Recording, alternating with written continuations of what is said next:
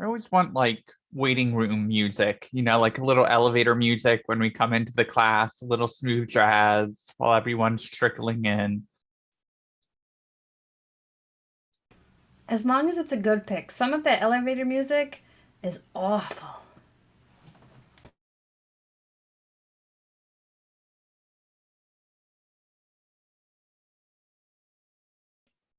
You can actually make a pretty good living writing that stuff. Some of the people that I went to Brooklyn College of Music, but I didn't stay there. Some of the people there, they do that kind of like Muzak and things because it pays the bills. Well, and what ends up happening is if you license the content right, it's part of like their phone systems that don't get updated for 30 years. And so people are literally sitting on hold for hours and hours a day with all the different call center representatives. And so if you have it licensed properly, every time they play your song, you are getting a cut of it or a royalty. And so you can really make a killing on that if you license it properly and then go back to that company and say, yo, where's my check? You've been using my song for the past 30 years. Um, I get a kick though that the music in my generation, 60s, 70s mainly, I listen to everything, but that is now elevator music. So you'll hear the Beatles, you'll hear Rod Stewart, you'll hear Led Zeppelin, and it's like, You'll rarely hear the Beatles because they had you know killer what I'm saying. licensing. I don't mean that But literally. yes, that generation. Yes. Yeah. But I mean, the songs that were so cool. And then you hear the arrangement of them for ambient music. And it's like, oh, I've gotten old. All right, let's get going here. It looks like we've got most people. What did we learn yesterday?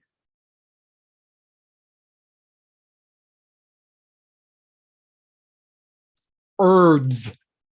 ERDs. What does an ERD stand for? Entity relationship diagrams. What are relationships?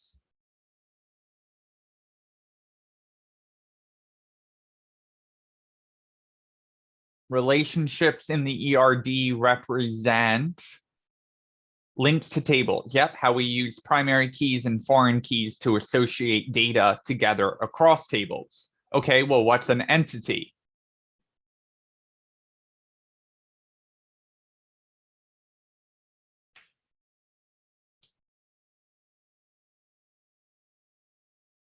Person is an example of an entity. It is not an object. Room is another example of an entity. But Kyle, you hit the nail on the head. They are all just tables, right? So every time we draw one of the big rectangles, all we are doing is we are talking about tables.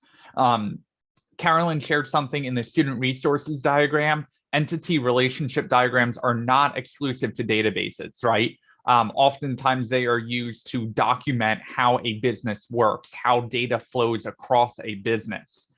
From what person does it go to? Where does the data get stored? What does that person do with it? And that whole thing is your entity relationship diagram as well for the business level, right? Who gets what data? What do they do to that data? And who do they pass it on to? That's the whole process of a company. So oftentimes those are called conceptual entity relationship diagrams. And we're not talking about tables worth of data. We're literally talking about how entities interact with each other in the business. The same goes for ERDs for the diagram. We're still talking about how tables interact with each other, but now we're talking entities are solely tables, right? And so they use the same shapes. They're called the same thing. But the conceptual one is more of just how is that data flowing. The database ERDs that we're talking about are more structured, more rigid, more how is the computer going to store this information as opposed to who's going to work with this information, who gets to touch it, kind of all of that stuff. What else from the ERDs last night that we covered? Any light bulb moments? Anything that you found interesting from yesterday? Kyle, good point about our relations. We've got one to many, many to one. the need for a bridge table, which is something that I think makes a lot of sense, but it's kind of a hard thing to catch until you start diagramming out your content. Hopefully you aren't completely overwhelmed with the business case, because we are going to be running with that and using that very heavily next week to build our app. I want to say from start to finish, but we've already started with our ERDs. And so it will be interesting next week. We will go into the requirements of an app. And the requirements of an app, there are documents called SRS, software requirement specs, that are a very structured way of documenting out everything the software needs to do, right? The requirements for the end user. Next week, however, we're going to take more of a relaxed approach, where we just start to pull apart the business case and jot down things we know we need our app to do. Once we get that, we're going to prioritize it. Then we're going to take all of that and move over to our wireframes and wireframe everything out. Then we're going to go do our front end in Bootstrap and React. Then we are going to start layering in our back end, and also obviously our entity relationship diagrams that you guys are doing this week for homework. So as you are working on that, feel free to ping me. Make sure, just remember that and I know this causes Ariel anxiety, there is no right answer, but there are lots of wrong answers. So don't be afraid to be like, I think this is the way it is. The point of this assignment is not to have, this spotless ERD and get the correct answer and everyone's going to share in it. But it's an opportunity to experiment with your database design and start identifying, oh, that's duplicate data, or, oh, that's another thing I need to store. I wonder what table to put that on. I think your diagrams would all look very similar at the end of a full semester course on database design, but I took, an entire semester's course and shoved it in 3 hours yesterday. And obviously the SQL interactions that you guys have been learning is a whole other semester's course that we just crammed all of that down into 2 weeks. And layered in the whole server side notion, which isn't covered in those 2 semesters in college anyway. So obviously a lot getting thrown at you. I'm not expecting a perfect answer, mainly because there isn't one. There are lots of different variations, but this is just an opportunity to start playing around with the database, figuring out how that design looks, and then getting feedback. So if you did this in the future, you would know, oh, you're right, I can identify duplicated data here, or, oh, that was a many-to-many relationship. What should go in that bridge table? Do I need a bridge table? What foreign keys go in that bridge table? All of that stuff. SRS, Shaw, a software requirement spec, SPEC, specification. Carolyn, you threw out a good point. ERDs are a good way to plan and not have any redundant data. Let's see, did I miss anything else from yesterday that was a light bulb moment?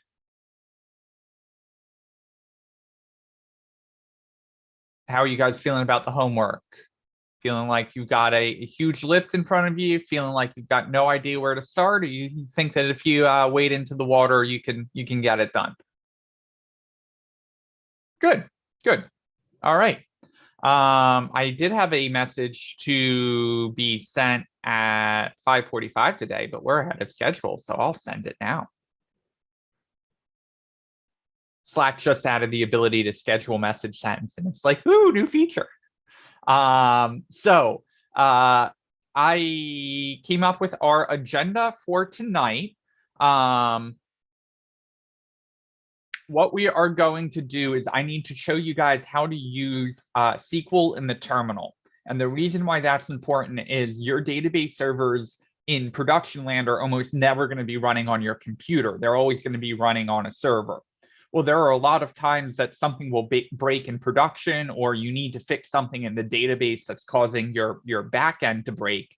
So you're going to go in, you're going to access the server, and then you're like, well, there's no UI. I can't use Beekeeper Studio. I can't connect into that server because it's a server. All I have is a terminal. So I'm going to show you guys a quick little example that you can connect into your server using the terminal and still run SQL commands over there without the help of the UI. We are going to watch a YouTube video on SQL versus Mongo. I have added a new section to the 30-second feedback where I say rank the resources. And the reason I have done that is because I think you can have an excellent teacher who picked a terrible video to share. And I think you can have a great video with a terrible teacher as well. So the point of adding that question in is for any of the resources, whether they are slides that teachers put together, whether they are resources they are sharing in the channel, whether they're pictures, whatever resources that teacher is using, that's just another 1 through 5 question that you can click through on the 30-second feedback. And always, you can always skip that question as well. That's not a required one. Next, we are going to go through a little example of Mongo to get some hands-on experience. I will say now there is no homework assignment for tonight, so you are welcome to follow along if you want, but you do not have to. The reasoning behind that is Mongo is still a very popular database option. Popular enough that leaving this code camp, we want to give you guys experience with working it and say, yeah, you know what? We did do a day of NoSQL. We did cover that a little bit. And so the goal here is to just give you exposure and understanding of when would I use a NoSQL database, when would I use a SQL database, which the video we're going to cover a little bit, and then I'm going to give you some hands-on experience. Latonia, I will pace it down a little bit. I will take breaks, but I probably won't be as proactive as I normally am with launching the poll.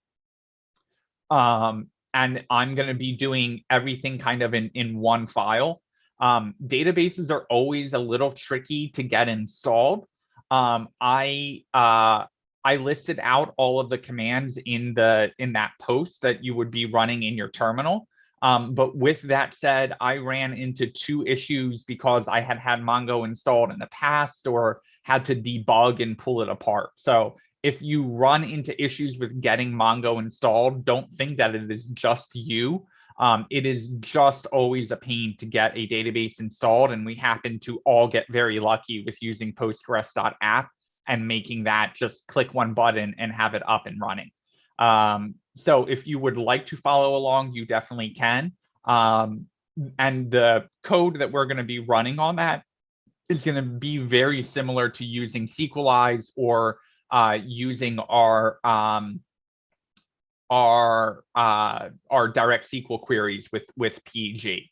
One thing I will note, there is, we covered an ORM, an object relational mapper. Well, in a NoSQL database, there are no relations. So it doesn't make sense to have an object relational mapper. What it does make sense to have is an object document mapper, because in Mongo, we don't have rows anymore. We have documents. And in those documents, we can actually nest data, which is kind of interesting. The video will go into that and cover that a little bit more. But there is a very popular object document mapper called Mongoose. And so if you are interested, if you are like, oh man, this SQL stuff is not for me, but I understand databases are a necessary evil. Oh, Mongo, I really like Mongo a lot. Something is clicking over there. Theoretically, you could use that for your capstone. Not suggesting that if you are already invested into SQL that you should switch over to Mongo. But we want to at least present the major options here, and that's why we're going to spend most of the day today covering Mongo. And the other reason I like the video is it is a good review on SQL, and especially on the SQL concepts that are different in Mongo. And so that's the reason I picked this particular video. Latonia, Mongo is the name of the database. Mongoose is the name of the NPM package that is the ODM, the object document mapper. So Mongo would be compared to Postgres. Mongoose would be compared to SQLize. And then SQL is the language we use to query a database like Postgres or MySQL or any of those. NoSQL, literally the words NO or the letters NO and then SQL is the category of databases Mongo exists in, which are this notion of databases that are non-relational. Mongo just happens to be the dominant NoSQL database. There are definitely other NoSQL databases out there. The newest, biggest player is Firebase, and Firebase actually uses documents under the hood instead of rows to store things. I'm a SQL boy through and through. I have done projects in Mongo. I personally don't like the concept in Mongo that duplicating data is okay. It just feels dirty and wrong to me to have duplicate data. And that is something that in Mongo is actually okay to do. And the reasoning behind that is Mongo can update many queries, many documents a lot quicker than SQL can. But that's all going to make more sense after the video. So because of the issues with SyncTube last night, I'm going to have everyone open the YouTube video link and watch it. And then at the end, we'll go through a recap. If any questions come up, definitely just jot them down and I'm happy to answer any questions at the end instead of making everyone pause and switch back over. This is not a free code camp video, so it's not licensed, so we can share it on YouTube. So everyone click over to that video, get that all queued up. Once we get Mongo up and running, which only I'm going to do on my computer, again, you don't have to follow along. We're going to connect that into Express and do a couple endpoints in Express to show how we interact with that. And then we are going to, depending on how much time is left over, build out our models for the chat room ERD that we created yesterday, with the hope of getting to associations in SQL to show how we can actually do join tables without having to write all of our inner joins and all of that information. If we do not get to that, do not worry. There will be plenty of that coming next week as well, because you cannot get rid of me for another 2 weeks. I know it feels like forever, but you got another 2 weeks coming with me next week. And Karen, to your point of a lot of you not liking it in cohort 2, I think in cohort 1, I think we made the mistake of saying we're going to teach a week of SQL and a week of Mongo. And obviously a week of SQL is not enough to get your head fully around it. And so after week 1, we were like, throw all of that out the window. Now here's a completely different way of working with the database. And it's kind of like, whoa, it is common for larger companies to use both SQL and NoSQL, like 200 plus employees. However, for most projects only interact with one database. So it is entirely possible that you've got one backend with 2 different database types, depending on what information you're storing in both of them. But that is really only going to be the case at like a much larger company or corporation. It's not common to see that for, a team of a couple of web developers trying to get something out. Any questions on any of that?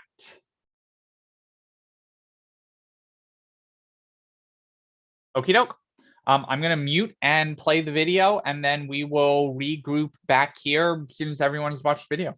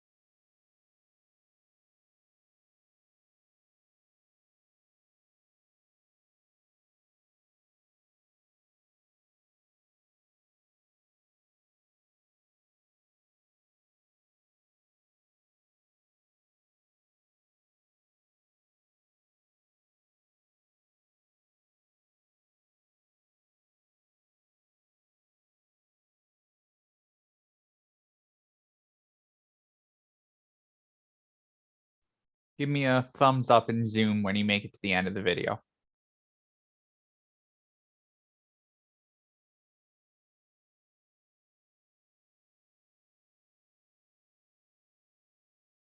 Cool. Looks like everyone has made it through, which makes sense.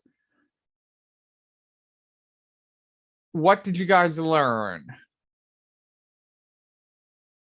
Or let me first say, do you have any questions about what you just watched? Hopefully it was a good review, not only of SQL, but also the specific things in SQL that are different over in Mongoland or in the NoSQL land. Is there a way to make updating in a NoSQL database easier than updating one record at a time?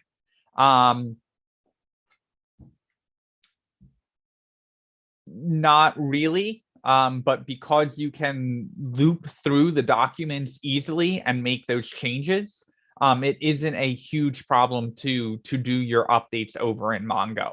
The video makes it sound more clear cut as like, oh, if you just do many more reads than you do writes, then just pick Mongo. And it's like, well, it's not that simple, right? Like there are some pretty big changes under the hood. And especially if you are a database engineer, right? It's one thing to tell a developer, hey, store your data a little differently. It's another to go to a database engineer who's been using SQL for 30 years and then be like, oh yeah, all those schemas that you've designed over the past 30 years, screw them. We don't need them anymore. It's like, whoa, whoa, whoa. Schemas are a good idea, even if you are using NoSQL, so you have an idea of how your data is structured. Just because you can put whatever data you want in a document doesn't mean that every document should have different data. So even though Mongo doesn't require, NoSQL databases don't require a schema, doesn't mean that they don't require database design. You still want to design your data to be properly stored in Mongo. It just isn't as relational. It doesn't have strict requirements, right? And so there are times, I think that an order is a great example. Well, an order, you may have a shipping address on that order, and on the website, there's a little checkbox, right, that says billing address the same as shipping address, or vice versa. Doesn't really matter. Well, in Mongo, you would just be able to say, oh, then if they're the same, just don't store the billing address, only store the shipping address. But if the user unchecks it, oh, we can just dump in more fields for billing address 1, billing city, billing state, billing zip, all of that kind of stuff.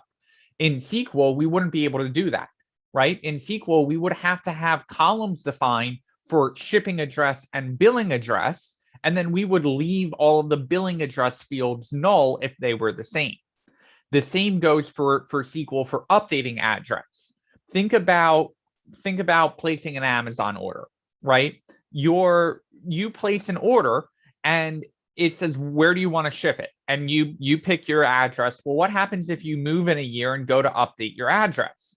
Well, on Amazon, if you update your address and ship something to your new address, if you go back and look at your old order has your old shipping address on it. That makes sense. That's where that order shipped.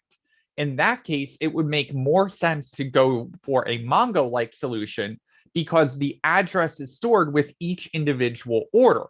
If you did that over in SQL land, where you stored the address on the customer's table and the customer updated their address, now their old address is gone. So there's no way for the orders table to relate to the customer's table and be able to retrieve that old address. So there are a lot of reasons to go Mongo over SQL, right? And I think he did hit the nail on the head of it depends on the application, and there is no magic tipping point. There is no point where you go, okay, we're just going to jump ship and go over to Mongo now, right? Because all of your data is going to have to be restructured into a new database. So this is a decision that tends to be made at the beginning of the process, not at the end of the process. And we are going to do a hands-on code example just so you can see what that is like and how Mongo is working.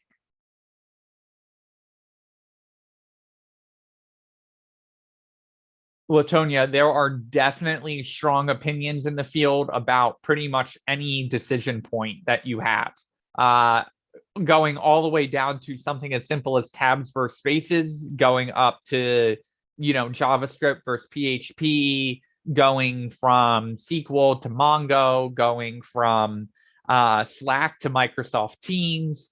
The interesting thing in the database world is, I would say, and this is a stat that I'm just off the top of my head throwing out, I don't actually have any numbers to back it up, but I would say somewhere around 90% of all databases are covered by a SQL variant or a Mongo variant.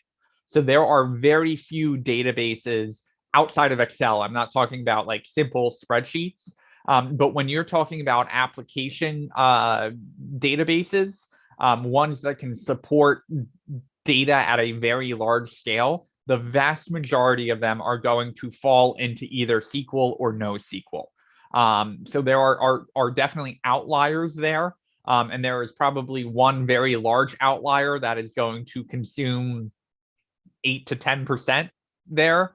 But for the vast majority of databases, they are all SQL or NoSQL. NoSQL, the dominant one is Mongo. And then SQL wise, there's more of an even market share between Oracle SQL, Microsoft SQL Server, MySQL, and Postgres. Anything else that you learned from the video that you thought was interesting, that you'd like some clarification on, anything like that?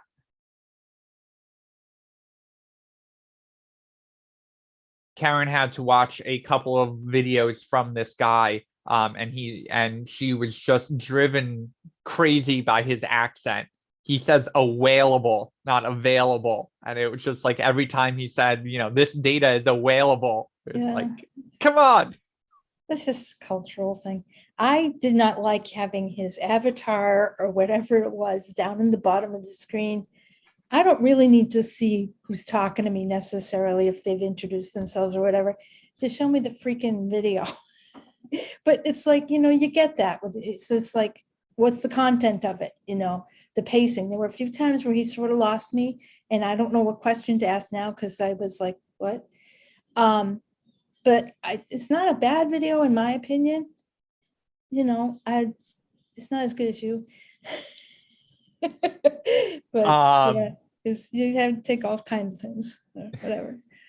Kyle, you brought up horizontal and vertical scaling. So that's a really important concept, and that isn't just for databases, right? Databases tend to be affected by the type of scaling a little bit more.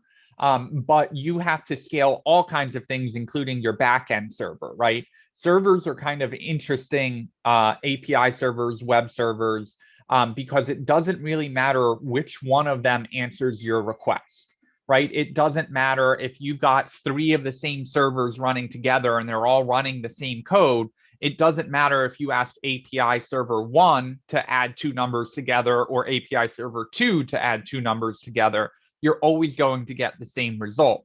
But with a database, all of a sudden, it's like, well, if I ask for data from server 1 and server 2 isn't in sync with server 1, now server 1 is going to be like, oh, I can't find information because you may have saved that query on server 2, but are looking for it over on server 1.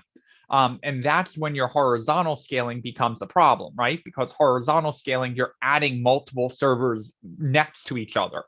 And so all of a sudden, now you've got to keep all of that data in sync, and data replication becomes an issue between those servers.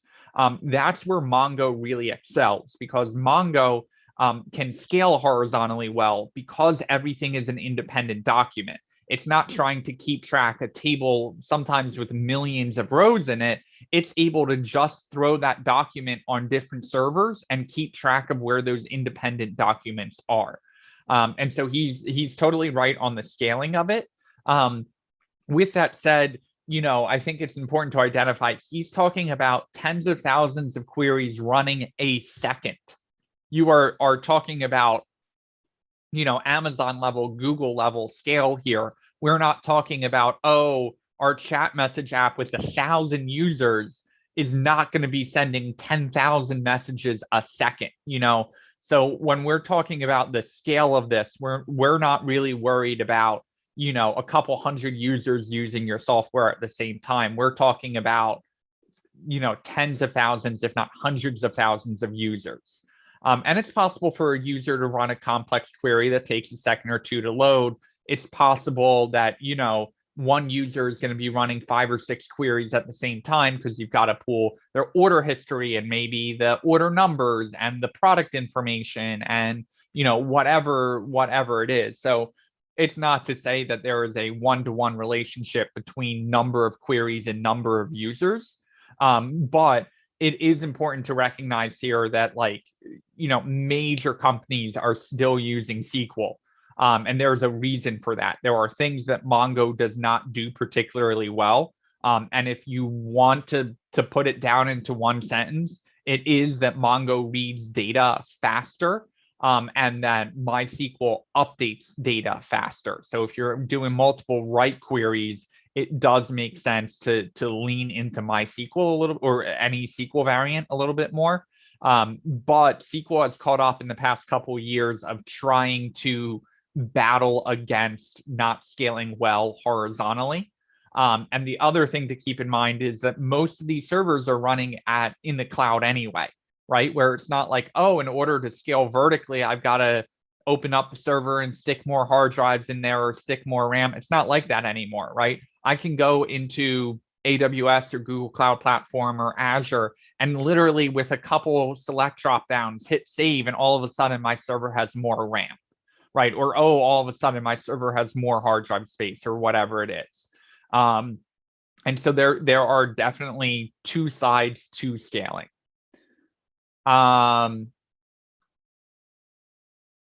Mel, what situations would I use both? It is not technically challenging as a developer to connect to both servers in one backend.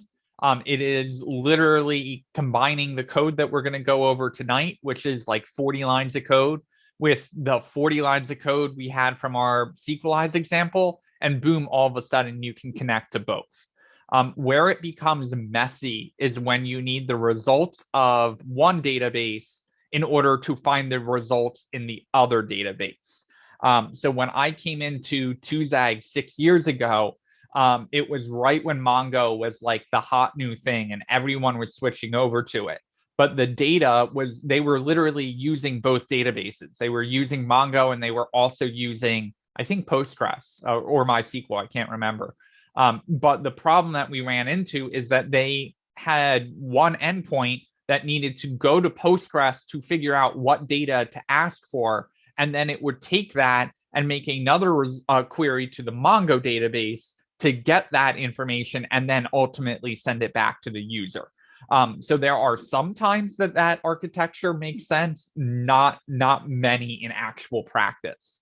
I would say it would be pretty rare for you to be using both databases in a project. And if you were, there would be a database engineer or multiple database engineers at your company who would be structuring the data for you and kind of telling you where to store the data. Like I said, though, it's pretty rare to see a backend using both of them unless you're working on a very large project or at a very large company.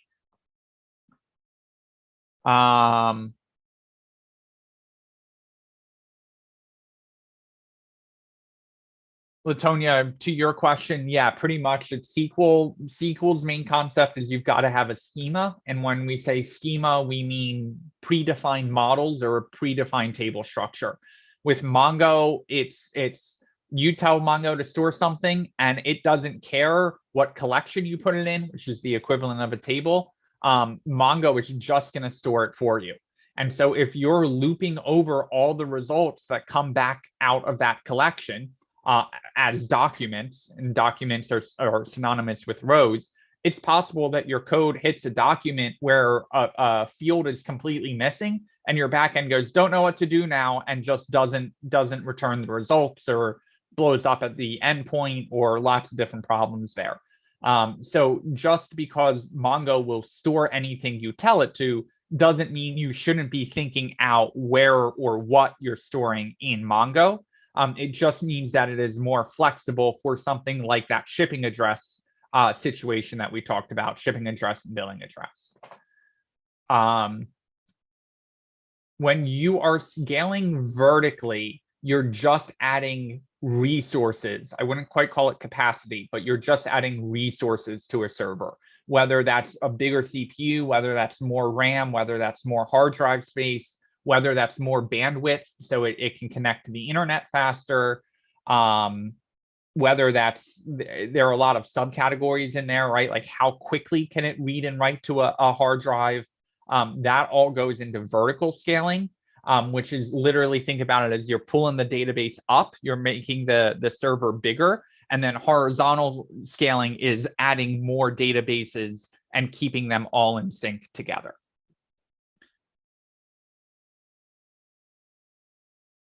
Other questions?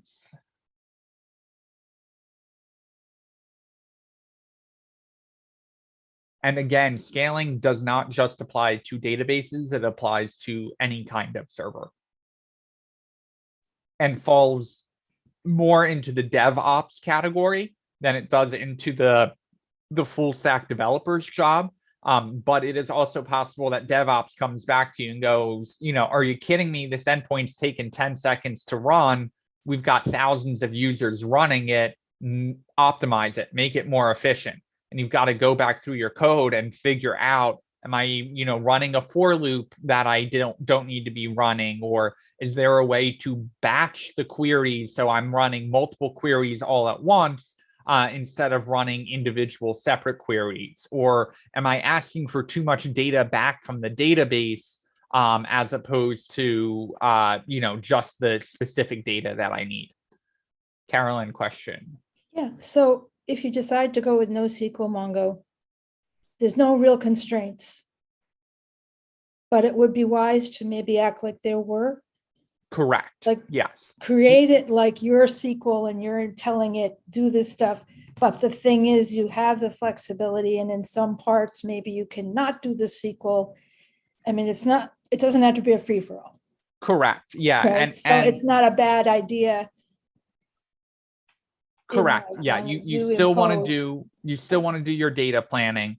The way that I am covering Mongo is, hey, let's take these SQL concepts that we've been covering and convert them over to Mongo, right? So table, okay, tables are now called collections over in Mongo.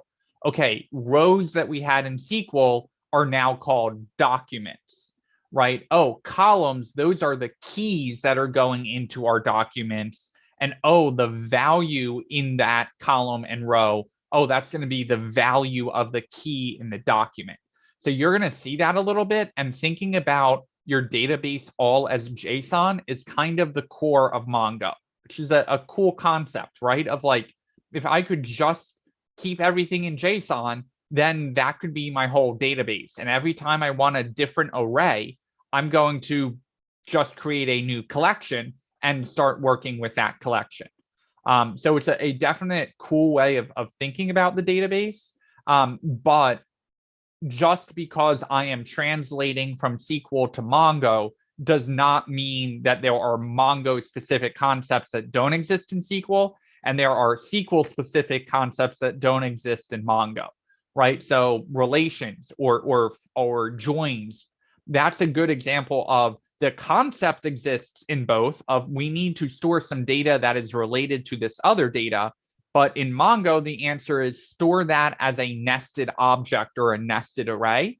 And in SQL, it's like, whoa, that's the whole world of inner joins and foreign keys and primary keys. And there's a lot more to learn over in SQL world. But the benefit is that you can update your users table once and not have to worry about updating it on every single order they have placed. In Mongo, they let you nest your data, but then you kind of pay the piper later when you have to go and update that data because you need to update it in all of the places. Mongo is not technically JSON.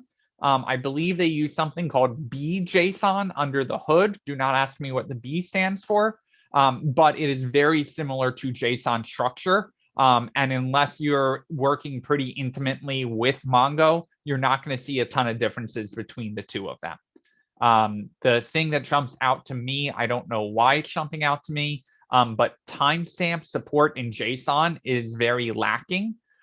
Surprisingly enough, being able to put a timestamp in a standardized format into JSON just doesn't exist.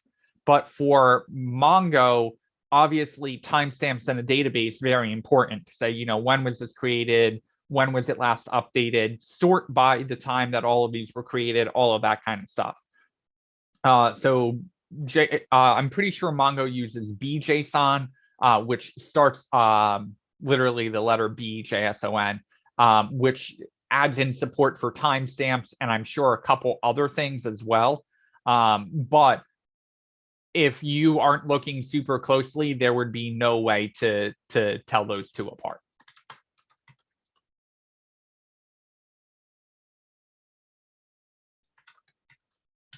Other questions?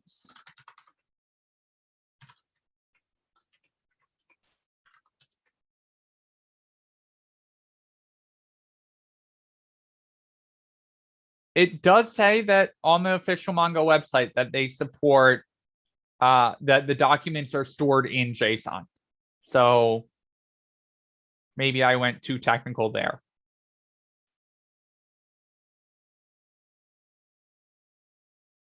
It's the array object storage of information versus SQLized or whatever.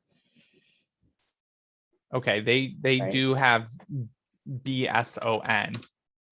So if you are really curious, you can jump into that, but they basically use binary to store the data under the hood. But that is probably going too technical, and wouldn't recommend you read that link unless you were really, really interested in reading things under the hood.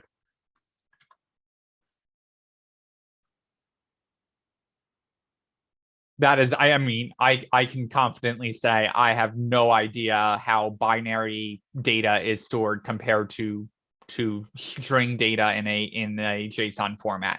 Like, I'm sure there are reasons to store it in raw binary. That is not worth my time investment personally. But if you are someone who needs to know how everything works before you use it, it's a fine resource to read.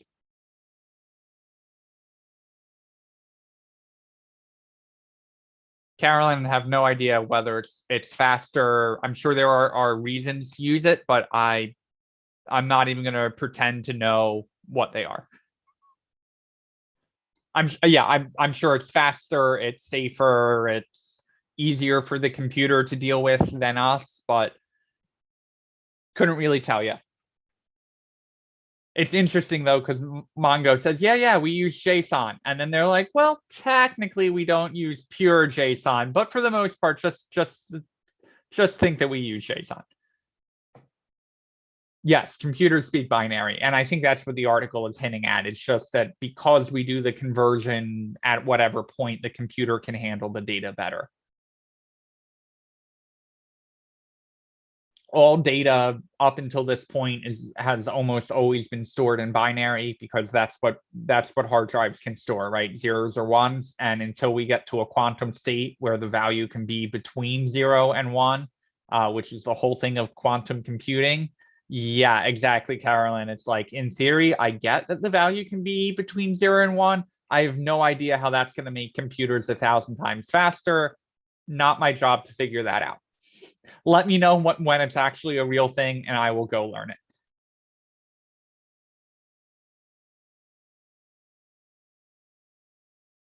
All right. Any final questions before I scroll back up to what I said I was going to do?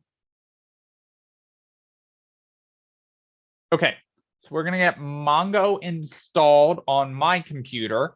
And then we are going to, I can only do 10 digits. Sorry, Carolyn.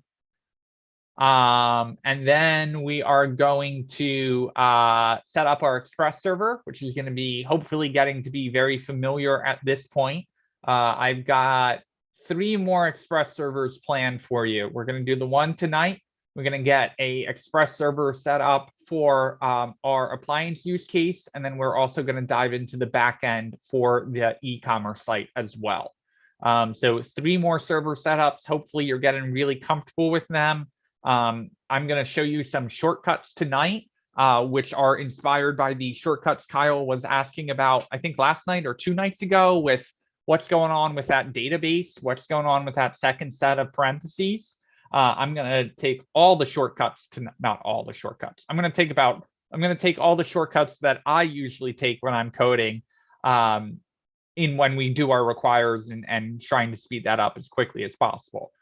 I'm not going to stop for normal breaks to make sure everyone is caught up and following along, with the caveat of interrupt me.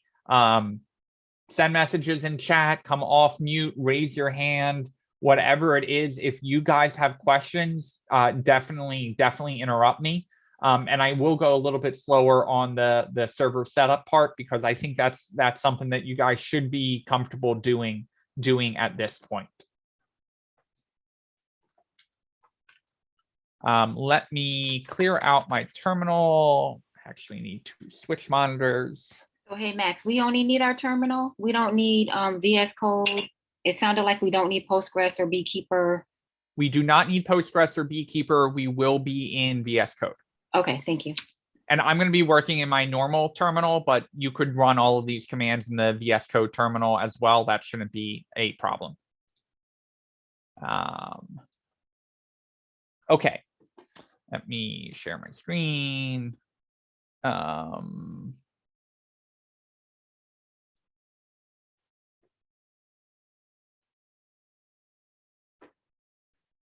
Blow this up. Let me run one quick command.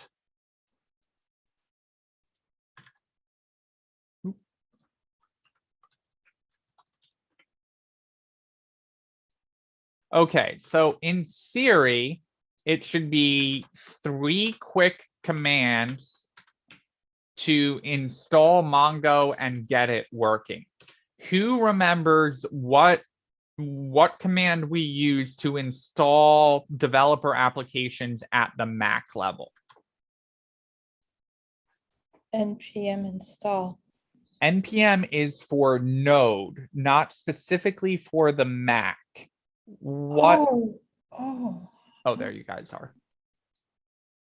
Right. God, that's been forever. Does anyone remember? You can cheat and look at the message I sent earlier, but just testing your knowledge.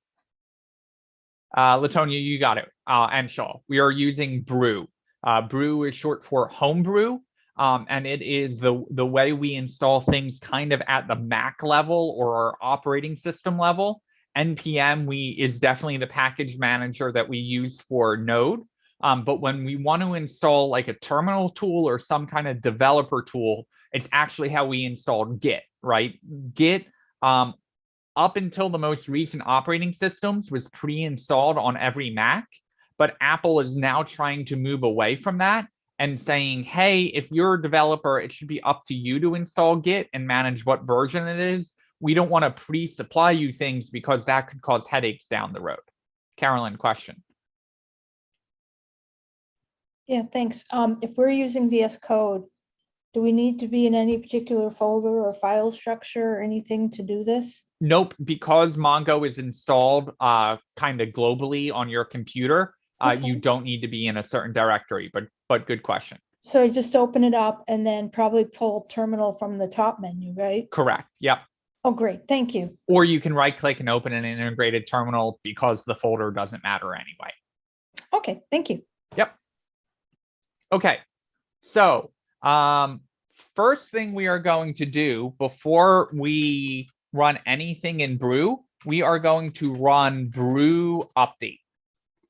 And this is a good idea to run pretty frequently. It should take its sweet time about thinking about running and eventually come back with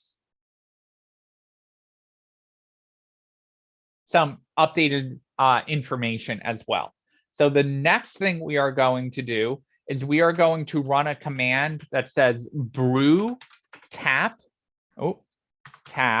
and then we're going to type in mongodb/brew. And basically what we are doing is we are telling Brew there are a couple Mongo things that we want to be installing, but by default, it doesn't know the list of what Mongo supports. So by saying tap Mongo Brew, we are tapping the list of all the different things the MongoDB community allows you to install.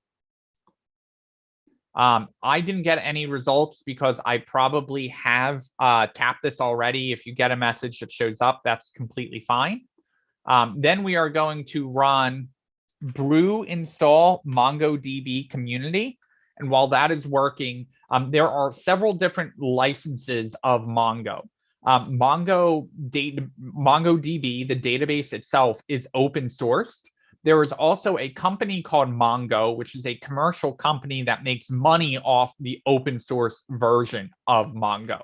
So they support the open source community, but if someone goes to them and says, hey, we've got this massive database and we need our database to be optimized over here, or like we're struggling to scale our database, or we would like some consulting or custom services or whatever it is, you could go to Mongo as a company. And obviously the company that is funding the open source project has a lot of experience and insight into doing commercial projects as well.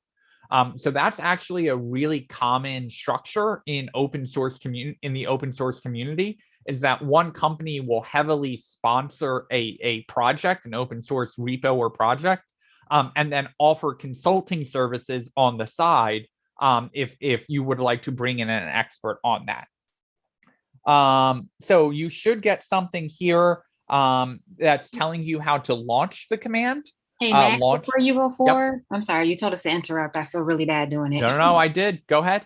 So my, the previous command just finished, the brew tap, no, the update. Okay. And it's saying you have 4 outdated formulae installed, and then it's saying you can upgrade them with brew upgrade. So should I be doing that again, or? You don't have to. So what update is doing is it's just finding what packages are available for update. So brew update is just figuring out what updates are available. Brew upgrade is actually the thing that upgrades the packages that are now available to be updated. So it's kind of like when you go to software updates and it says loading, and then it gives you a list of what you can update, and then you hit the install button. The install button is the equivalent of running brew upgrade. I don't think it will cause any problems if you upgrade, but you don't have to upgrade in order to install Mongo. We just want to run update so that when we do install Mongo, we are installing the latest version of it.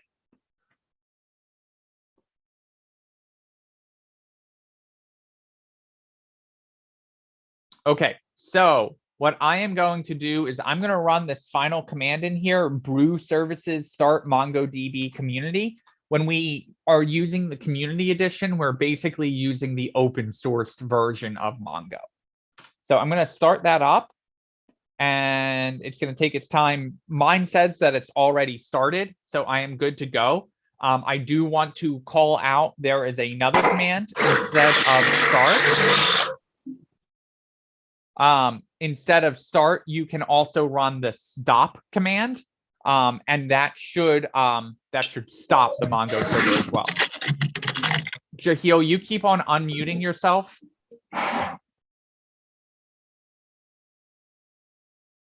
Okay.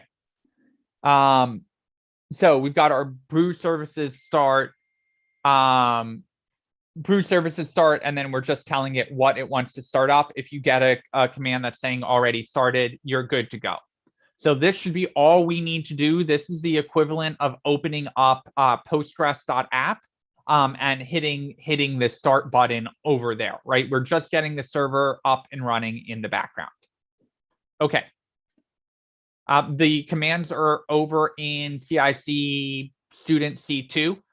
If you need to copy and paste anything, I'm going to switch over to VS Code and get started on my Express server.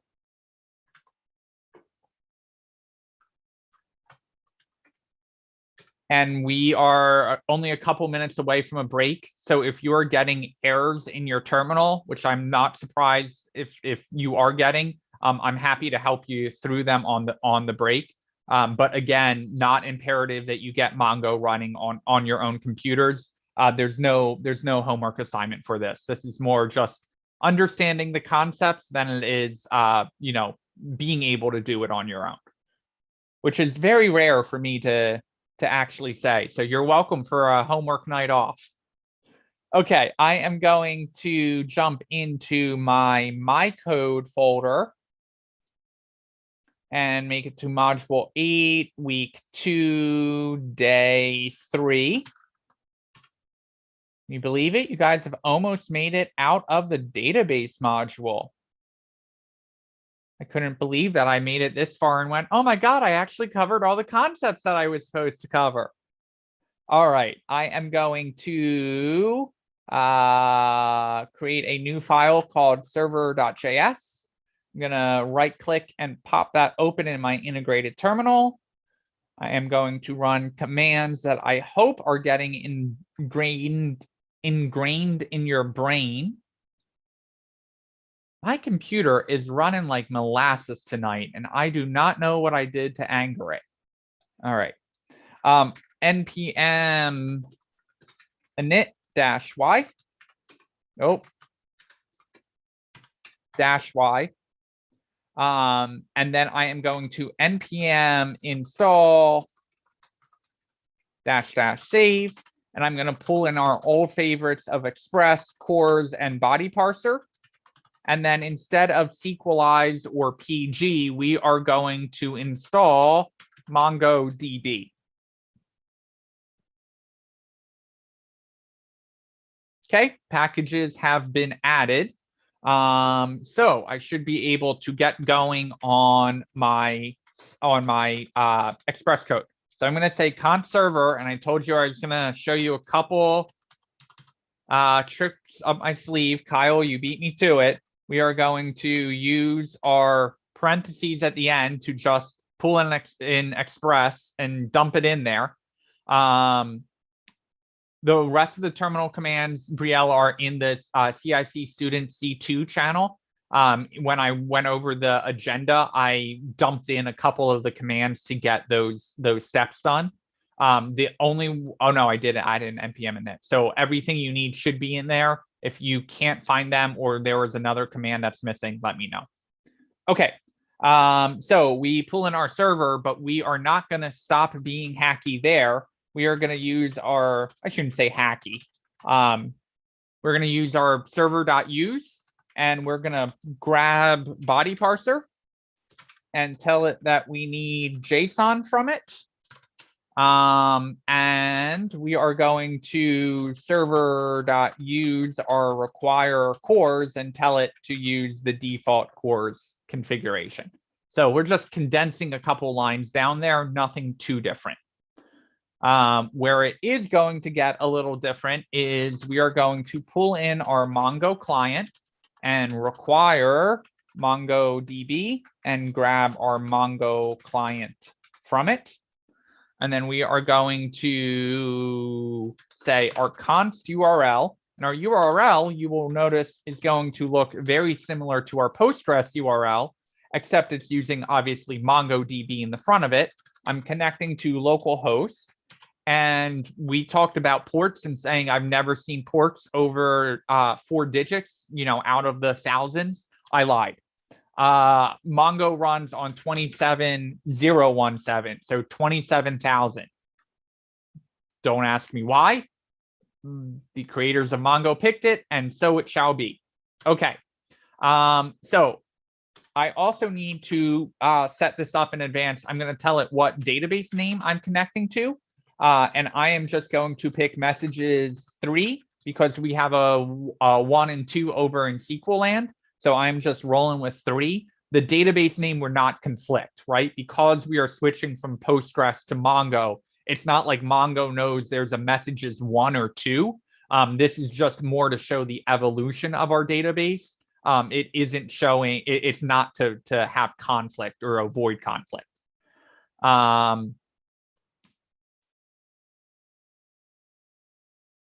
Okay.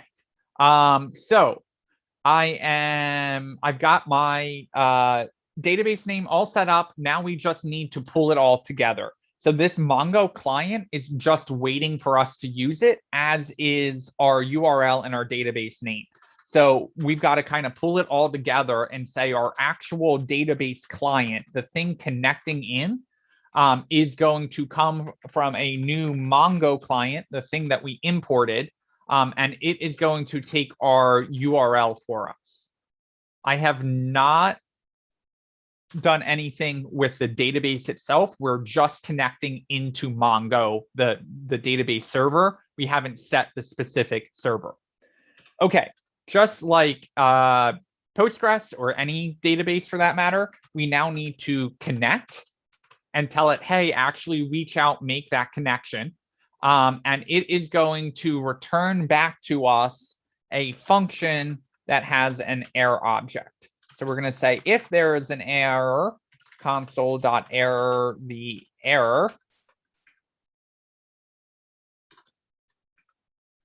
Otherwise, console.log connected successfully to the DB server. Okie doke, good progress. Let's fire it up. npx nodemon server.js. And cores is not defined because I forgot quotes. All right, we're in. Now you notice there's this warning in here: current server discovery and monitor engine is depreciated and will be removed in a future version. To use the new server discover and monitoring engine, pass option use unified topology true to the client constructor. Sounds like the end of the world. It sounds like our server is going to implode if we don't do that. Nothing to worry about. We could pass that option into our Mongo client here. For now, we're just going to ignore it because our Mongo server is going to be just fine without using a unified topology. Okay, so we're connected in, we're rocking and rolling. Now what we need to do is tell our database connection, hey, the database we are actually going to use is going to come from that client that we already connected, and we are going to specify the database name. Now, we could just take this quote and dump it in right here, but it makes sense to kind of cluster all of our configuration up at the top so we can reference that down the road. All right, making good progress. Next, we need to specify the collection we are working with. And so remember how I said Mongo is going to take any data that you throw at it? It's going to take whatever collection that you throw at it as well. We don't even have to create the collection, which would be the equivalent of creating a table. We can just tell it, hey, throw it in this collection. And Mongo is going to be like, all right, I'll create the collection if it doesn't exist. No problem. If it does exist, I know where to look in the data when you ask me to run those queries. So we don't have to create table. We don't have to do anything in advance. We can just throw things into it. So excuse me. We are going to do our DB, and we are going to specify that the collection that we are working with is going to be our messages.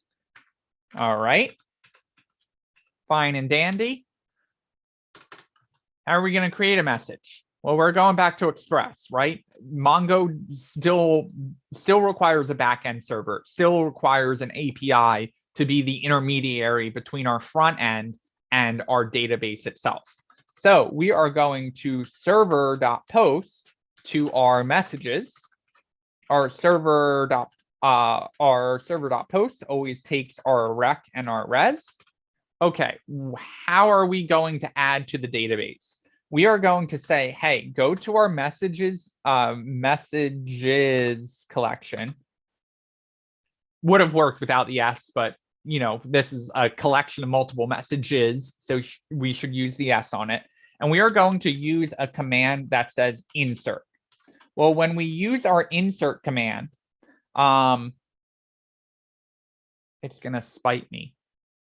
What we are going to insert is our rec.body. And then inside of our, after we run our insert, we're going to use a callback. There are clients of Mongo that support async await, but the default Mongo client right out of the box and the documentation leans you into callbacks. So we're just going to run with the callbacks. So that is going to give us an error and a result. And then we are going to say, if there is an error, console.error or error, else console log our result. Now you notice our insert is crossed out. That's what I was saying was fighting me. I was expecting that to happen sooner. It is saying that signature messages collection.insert is deprecated or depreciated. Okay, what that's saying is, hold up, you're using some old terminology. There are better methods to use that were created more recently. And so if we look, it's not really telling me, but the one that they tell you to use in the documentation is insert many.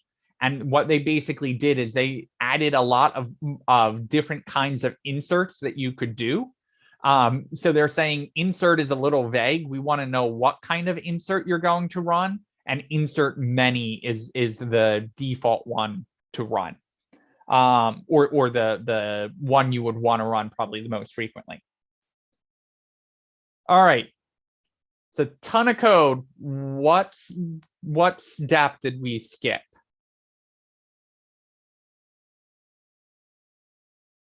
It's not a new step. It is not a Mongo specific step. We've got to listen. And more broadly, we've got to test, right? There is way more code here than we probably should have written without testing. So I'm going to come down to the bottom and I am going to server.listen on my 3003 just to make sure we don't have any port conflicts with any other running servers. And we're going to console.log API server running on 3003. I'm going to save. Don't have any errors. So how are we going to test?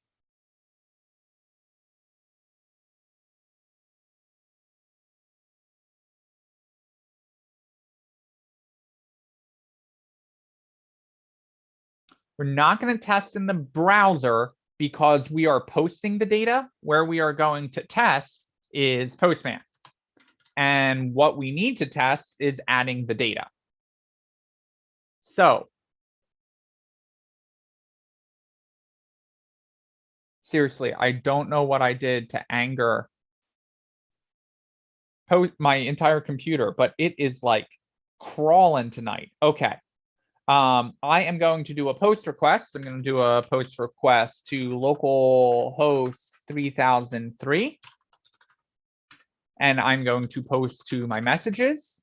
And we're going to drop over to our body as always. We're going to tell it it is JSON. What are we going to post? What goes in our body?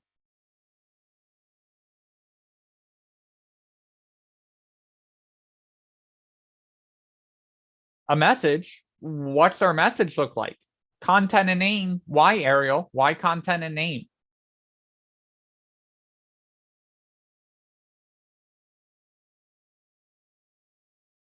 Because it makes sense to put content and name in there. That's why. But the point that I'm order.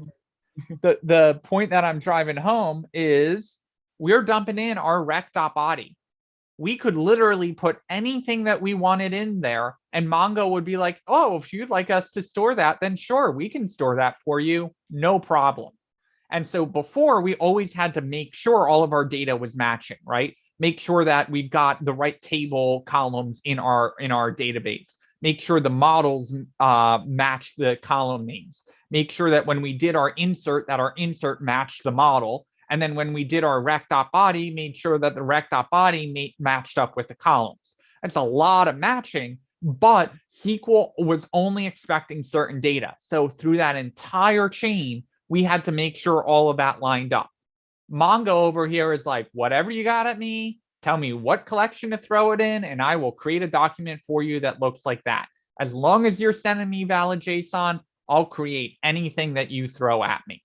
So what we are going to do is we'll come over here and we'll say, all right, we've got our message content, and that's ABC, and maybe whether or not it was received or not. So we'll do a received, and we'll say that's false. And we'll start there, right? Gotta test somewhere. So I'm going to save it. I'm not going to save it. I'm going to run it. And I'm sending. All right, something's going on here. I'm going to pop back over here. And well, this looks good. I've got a result of okay. And the operations, it's giving me this nifty ID. Notice that it is not a number anymore. Mongo uses long strings as their ID. Received false, content ABC, inserted count 1. The ID that it inserted, all of that looks great. What are we missing?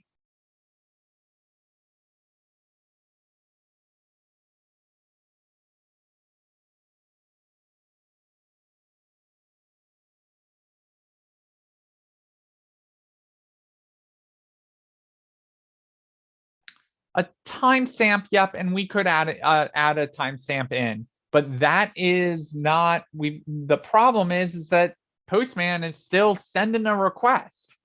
That's not right. Postman shouldn't still be doing something. What did we miss?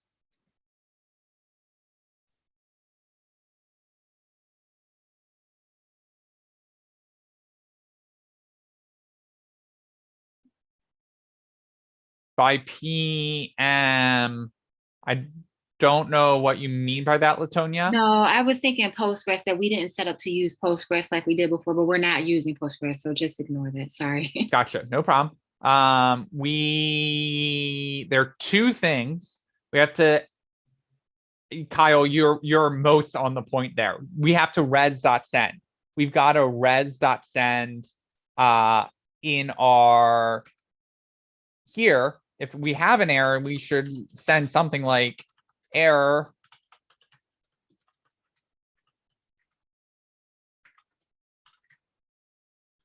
And if it's not an error, we can res.send back.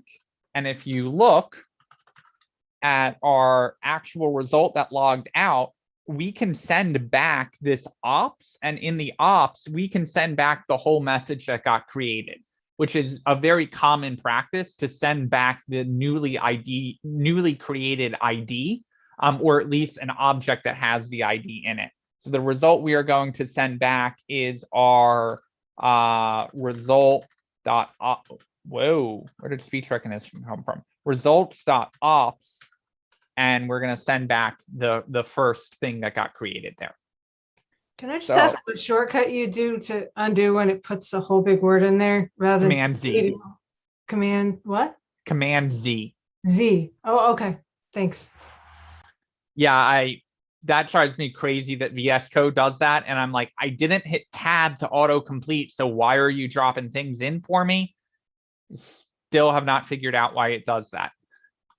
All right, so I'm going to save there. I'm going to pop back over to Postman. I'm going to send DEF. I'll set my receive to true just to be different. I'm going to hit send. And could not get response socket hang up. Okay, let's look at our database. Results is not defined. What is defined is result. All right, pop back over to Postman, hit send. We got this very nice result with our newly created ID. Ops is short for operations. So it's basically passing us back a list of all of the operations that it did. So you can think of that basically as the result of the query, of the insert query. All right, this is all really cool. I'm over our 7 o'clock deadline, but there's one more thing that I want to get done. What else should we do here to prove that this is working?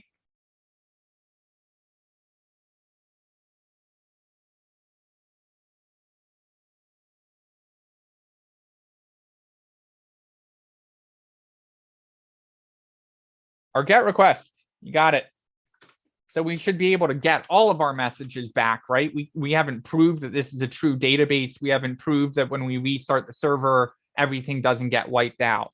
So we want to server.get our messages. That is going to be a rec res. We are going to say, hey, go to our messages collection that we've been working with and go find everything. And those empty object, we could put a query in there and say find only specific messages, but we want to find all of them. So we're just going to leave it as an empty object. And Mongo does this weird thing is that when they return the data, it's in this like proprietary format that's really hard to work with. And it's like, we'll just make it easy for us. Like we return the results as an array. So we use this function called toArray, which is saying, stop giving it to us in your proprietary format. Just give it to us in something that we can work with. And what that is going to do is that is going to give us access to our error and then the docs that get returned. The docs, the documents, remember that's synonymous to your rows. And then, just like always, we're just going to res.send our messages, which are coming back as the docs from our find query. So I'm going to save, pop over to Postman. I'm going to change my post to a get. Technically, I should delete out my request body, but because we're not really using it, I'm just going to leave it there. I'm going to hit send. And I've got my test message received false. And I've got things in here that I was playing with earlier. But would you look at that? Here is our ABC message and our DEF message. Pretend like you didn't see the other ones up at the top. So you can see it's created an ID for us. A little weird seeing the ID as a string and not as a number, but I guess if we're not using relations, we don't really need that ID, right? It becomes a lot less important. And we've got our content in here for our ABC and our DEF. All right, I'm going to share this code in the pasted code channel in case you guys are following along. Not that I was expecting you to. We would need to add an update and delete if we were using this in practice. And I'm going to show you a couple more things in the code before I run screaming from Mongo and switch back to SQLize. So I'm going to show you a couple more examples of nesting data and how we can query that data. And then we are going to call it and go back to our chat room models and talk a little bit about associations before I let you guys go enjoy your weekend. When you come back, I will have a poll posted in Slack for office hours for this weekend. But let's take a break and be back at 7:30. See y'all.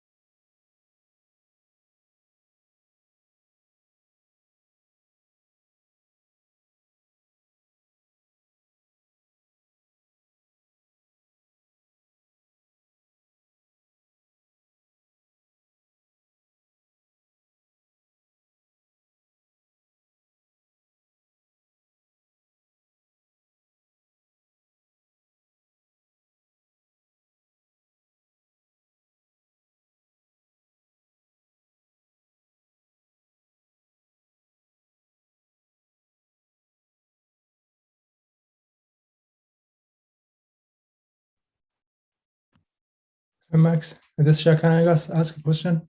Shoot. It's about the MongoDB. So if we are not using any schema, anything, so is it a good practice to create an entity diagram? If it's not, then how do you do the data model for it? You can still ERDs tend to be more traditionally tied to SQL. With that said, it is entirely possible to still do an ERD with Mongo. The only thing that you do on the ERD with Mongo is half my body just disappeared. Sorry. Right.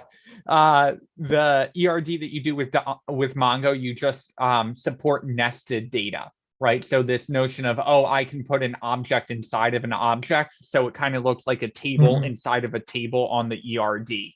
So the ERD tends to have less lines on it because all of the documents are kind of standalone, all the entities, all the collections. But you still planning out the data and figuring out what the list of keys will be on a typical document is definitely still worthwhile to do. And if you use an ODM, an object document mapper, like Mongoose, Mongoose is still going to require models to understand what kind of data could go into the document. Thanks.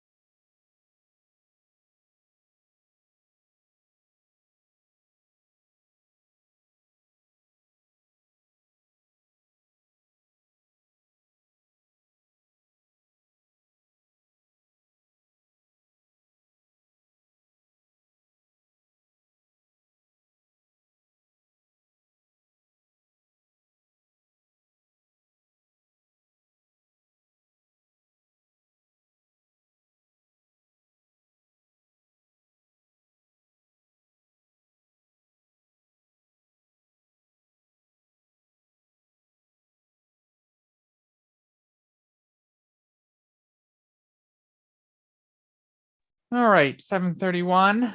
Back to it. I posted a link to the office hours poll in Zoom. You can also get it to the CIC Student C2 channel in Slack. So if you get a chance, go ahead and vote for whatever times work for you. In traditional manner, you guys are being turds and tying up the poll. So hopefully one takes the lead there and we can figure that out by the end of class. Okay, let me go back to sharing my screen. So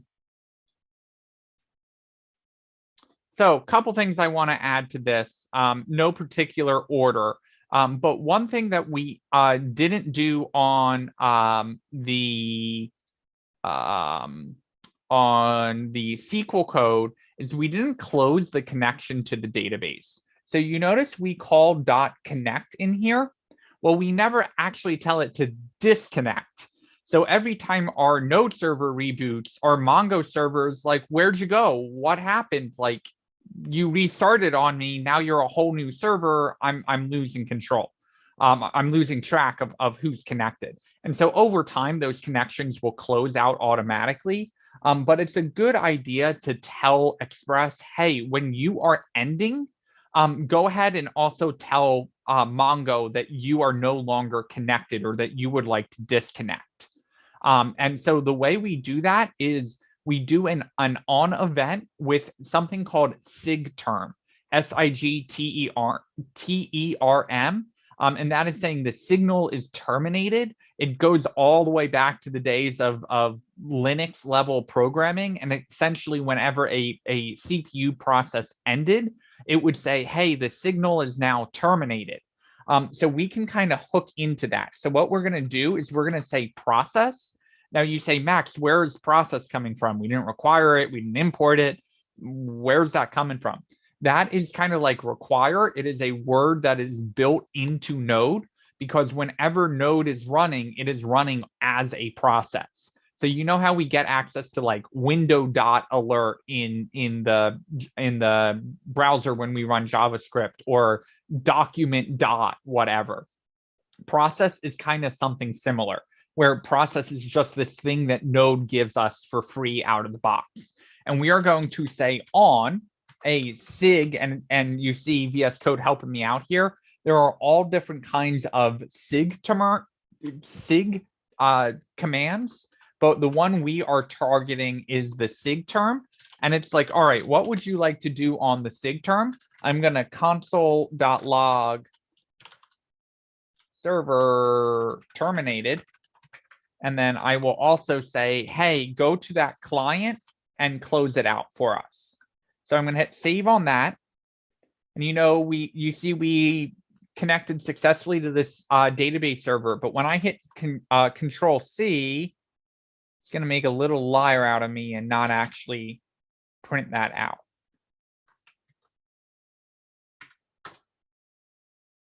Well, that was a bust. What happens if I save the file? No, it's not going to do that either. I was expecting it to say my server terminated. Either way, good practice to close out your client when you're not using it. It will automatically close. It's not the end of the world if you forget this. I never close my SQLize connections. I just let SQLize take care of that for me. But good idea to include something like client.close. Kind of surprised that's not working. If we've got time at the end, I'll circle back to that or post a little snippet as to why that is not working. In theory, though, it should be. Okay, back to things that I know are going to work. We are going to come back up to our messages. What if I want to store my user information? Well, in SQL, it makes sense we'd have our users table and we would associate that data together.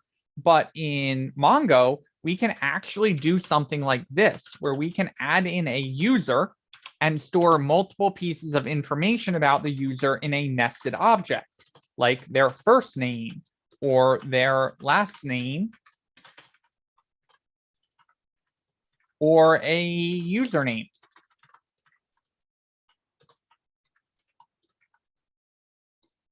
Oops, not mean to do that. Okay, so we're over here, and I am going to hit the send button and change it back to a post request. And now you can see here is my thing that got added, my contents in here, my users in here, and all of that information. So what happens if I would like to get all of the received messages?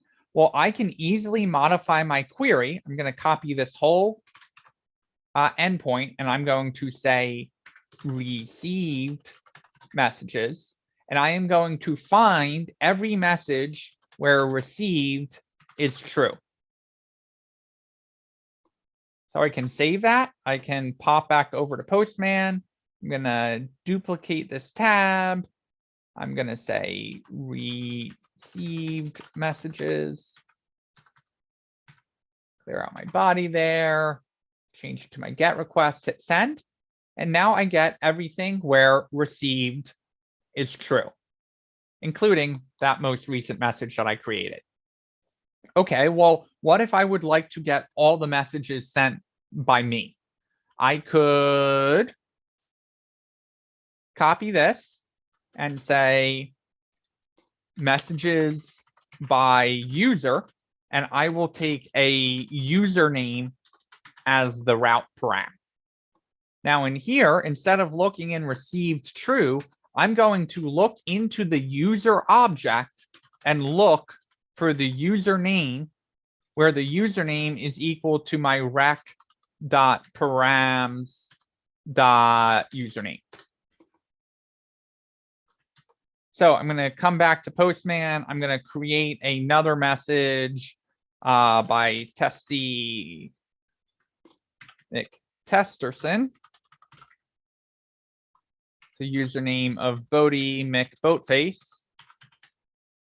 And we'll say tests and received false, just so we've got other data in our database.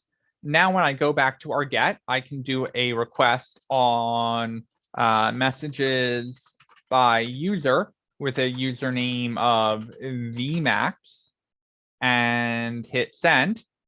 And you can see my one message shows up here. And if I do a search for Bodie McBoatface, hopefully I spell that consistently, you can see I get my other message in there as well. Yeah, Ariel. So in our message by user, we use a username in a root parameter. And we know it's a root parameter because it has that colon in front of it. And so what we did is we did our find query just like we did on received true. But this time we said, where do we want to look in the database? We want to look at that user object and look at the username inside the user object. So if we go back to Postman, we can see we've got our user object and we want to look for the username inside of the user object. And what username value are we looking for? We are looking for whatever that gets passed into the root parameter, the route parameter. Okay, the route parameter is looking at username.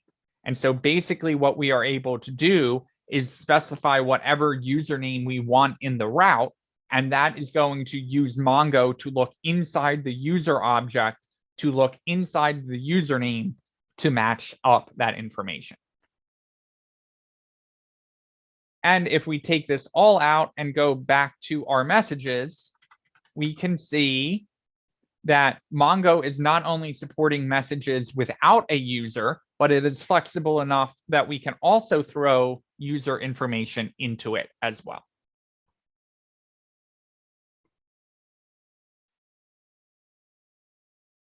All right, that's all I got for Mongo. Any questions before we move on from Mongo? I think, Kyle, you asked this earlier, the update and delete queries we would still need. I'm just skipping over that as an intro to Mongo. But update queries and delete queries work the same way as they would work in SQLize or writing out a raw query. And the way we connected to pSQL in the terminal is, did I go over that? I don't think I actually showed you pSQL in the terminal, did I? Whoops, let's fix that. So I was talking earlier tonight about how you may have to use the terminal when you connect to a server because you don't have a user interface. So we're going to use a command called pSQL, which is Postgres gives it to us when we install Postgres. We get this for free. You would have to make sure your Postgres.app was running, but you can do your pSQL-D, and we are going to connect to our messages to database. So we just get this generic messages to. Well, this is actually expecting some SQL in here. So we can do a select now and hit enter, and we get our result back. Or we could even do our select star from messages and run that and see the other messages that we had in the database. So the idea here is just that you can run SQL commands right in your terminal without having to use a tool like Beekeeper Studio. And Max, for that, will we have to install it first? pSQL, good question. pSQL should get installed when you install Postgres, but because we used Postgres .app, I was worried that pSQL may not show up. Let me do a quick look.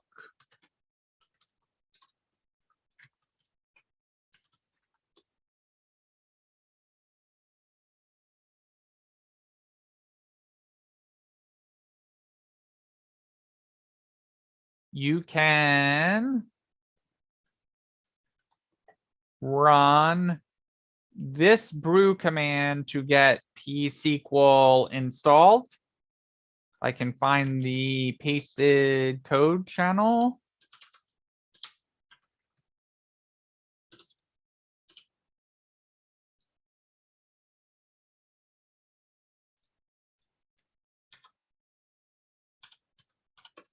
And then after you run that command, you probably are going to need to close your terminal and reopen it, and then pSQL should work for you. If it doesn't, not trying to take this as a cop-out, but it's not the end of the world, because whatever server you are SSHing into, basically accessing the server's terminal, that server would have pSQL installed, because there would be no other way to manage that database without having pSQL. But I will let you guys, you can close your Mongo community terminal if you did get it up and running. And you can also do, you can find your brew services command, and instead of start or restart, you can say stop, and that will stop your Mongo server from running in the background.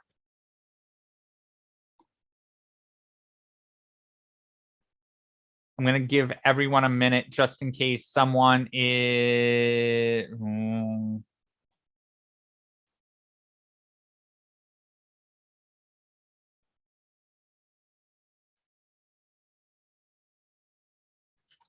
Try running this command and then starting your server over again.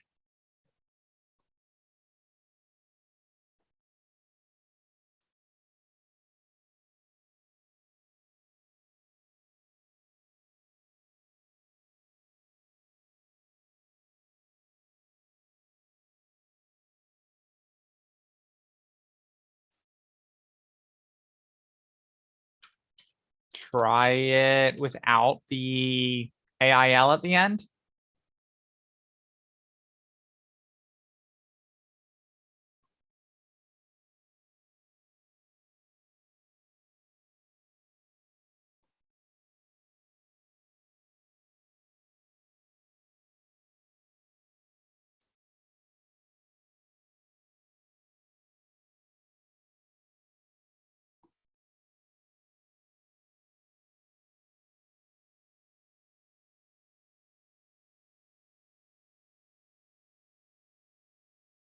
Okay, cool. I got some feedback from Kyle that it looks like it's working now. So the two commands are in the student pasted code C2 channel. The problem there is we were kind of cheating and using our Postgres.app, which installed Postgres for us, but we didn't have access to the Postgres command line tools. So the first command that I sent is to actually install the command line tools for Postgres. And then the second one is telling Brew to actually link up Postgres so that when we run the PG or the PSQL command, it actually knows where to go find Postgres itself. So that's what the link is doing. It's just linking the command into our terminal so we can use it. Okay, I know that was just a little aside, but you know, sometimes you show all of these tools and then you get into a server and you're like, well, what happened to all my tools? So this is kind of a base level way that you can use a Postgres client on the server to connect into the server and run SQL commands on it directly, which will probably start to make a little bit more sense during the DevOps module. All right, got one more thing to cover tonight. I'm actually moving faster than I thought, so I'm going to give everyone a breather. Ask any questions, anything about Postgres, anything about Mongo, anything about SQL. We're going to dive into associations next with Sequelize, but take a breather for any questions.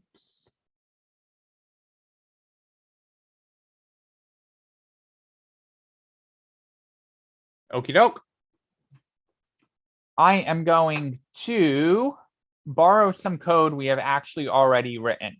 So I'm going to pop open Finder, and I'm going to go to my project CIC, the classroom code base repo, cohort 2, module 8, week 2, day 1. Make sure my message models are in here. I'm going to copy the day 1 folder, go all the way back out to my code folder, go into module 8, week 2, day 3, and I'm going to create a new folder for all of this called Mongo example and dump that all in there. And then I'm going to paste in my day 1 from the other folder, the classroom codebase folder.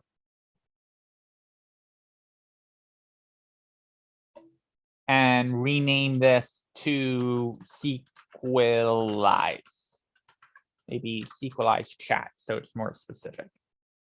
And I'm going to give everyone a minute because I know those files can take a while to copy over. So give me a thumbs up once you have Sequelize chat in. If you're following along, this again, not a homework assignment, not something you have to follow along with. We're just going to start working with our relational models and pulling up our ERD as well.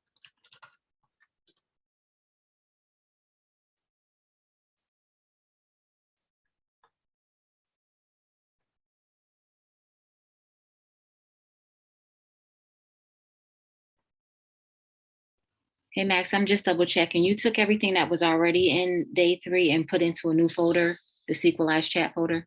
Yes. Okay. Well, I took anything that was in day 3 and put it in the Mongo folder because that's the code we worked on tonight.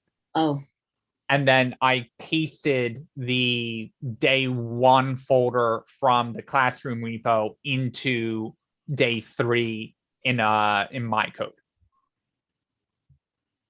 okay. So day 1 needs to go in day 3. Okay, and I think I got the other folders backwards. All right, thank you. Sorry, that was not clear. Basically, I should have, in our day 3 folder, I should have put all of the code we worked on tonight in another folder called Mongo. So I moved everything existing into a folder called Mongo and then went back into the classroom repo, copied day 1 from module 8, week 2, went back to my code folder, pasted it in, and then renamed that to Sequelize or chat Sequelize or whatever I called it.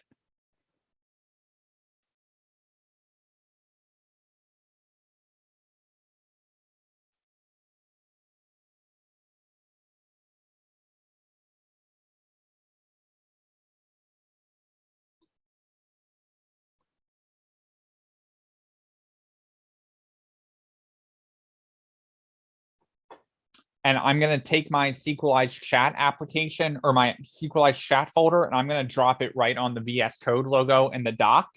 And if I don't hover over that and just drop it, it will pop it right open for me in a new window.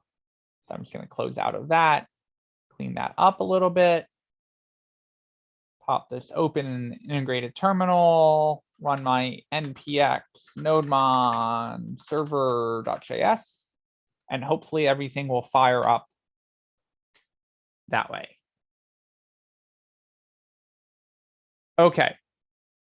So we've got some other table, we've got some adjustments to make on our ERD, right? We've got our users table, our users in the room table, and our rooms table. But we also got our messages table going on. So that's what I want to work with first. I'm going to go over to my models. I'm going to go to my message, and I'm going to start cleaning some of this up while also attempting to keep both things on the screen at the same time and big enough so you can see them. Challenge accepted. Put that over there. Okay, that will work. So we called this sent time in our ERD, so no problem. We can update our sent time here. We have our content, which we said is text, so that lines up. We've got our received, which is a Boolean, so that lines up. Our ID will rename to message ID, so that matches with our ERD as well. And then we also need to store our user ID, which is going to be a data type dot integer. And then we also need to add in our room ID, which is going to also be a data type dot integer. Okay, so I'm going to save this. I'm going to pop open my Beekeeper Studio. And I'm going to probably use a recent connection. Messages 1 is here, but I believe we are working in messages 2. And I'm going to go into my messages and notice that that didn't update. Well, what gives? Basically, what's happening here is SQLize will only create new columns for us if the table doesn't exist. But it gets really scared when we add new columns or change any of the columns because it's like, whoa, whoa, whoa, what do you want me to do with the existing data that is in that table? Now, there are ways that we can use a change table command in SQL to modify our table and move things around, but SQLize is surprisingly bad at not doing that for us automatically. And it's an alter table command, sorry, the alter table, the table name, and then what columns we want to add or remove or anything like that. What they are kind of good at doing is forcing SQL to use whatever table structure we tell it to. The downside of forcing it into that is that we are going to lose the messages that are in our existing table structure, which, because we're on local, we're not really worried about. So what I'm going to do is I'm going to pop open my db.js, and we've got that sync going on there. Well, it turns out sync takes this option called force. And if we set it to true, you notice our server restarts here. And if I refresh, now I've got my columns the way I would like them, but you notice my table is empty. So that's okay. We're still playing around with our tables. There is a term that I would feel very bad if I did not teach you, and that is called a migration. And the point of a database migration is to literally migrate the structure from an old structure into a new structure. And so SQLize has a kind of a sister package or like an add-on package that helps make those migrations happen. A little bit out of the scope of what we're going to cover tonight because we can cheat and just use that force command. But what ends up happening is you may have several different databases running across several different servers, and you want to make sure that when you deploy your new code with the new models, that you have that migration figured out where it's going to add the right columns or remove them or whatever it may be. So every language, every ORM has a different way of handling these migrations, but the term is almost always the same across all of them. That notion of how do we migrate from that old structure to the new structure. So if you are interested in databases, that is definitely something that you can take a deep dive into. But it is basically how do we run our alter table SQL command inside of our code. But like I said, tonight we're going to play it a little fast and loose, and we get to not run that command because we're just going to say, hey, it doesn't really matter. Just drop the old data and now make it work the way that it is set up in our model. All right, so I'm going to come back over here, and the first thing I'm going to do is I'm going to get our users working. So I'm going to pop over to our models. I'm going to create a new file called user.js. I'm going to borrow a lot of what's going on here in our message, but just rename a couple things. So this is going to become our user table. This is going to become a user ID. And all of those things are still the same, our primary key, our auto increment, all of that. But you know what? All of this stuff we don't need. We're going to load some other things in there. And this time I'm going to take out the timestamps false, just so you guys can see what SQLize will do for us automatically with those. All right, what else do we need? We need our username and password, and that's it. So I'm going to come over here. I'm going to do my username. It's going to be a data type of string. And my password is also going to be a data type of a string. And if we wanted to, we could do something like display name here and also make that a data type of a string. I know we didn't include it in our ERD, but why not? We'll just add it in on the fly. So I'm going to save that. I'm going to pop over to Beekeeper Studio. I'm going to refresh my tables, and all I get is my messages. what did we miss? Everything's looking good here. I'm connected to my database. My terminal's not yelling at me. We got our new file created. We're exporting the file. We're actually syncing the database because the sync isn't specific. The sync is just syncing it all over. You came really close, Kyle. You were only one line off.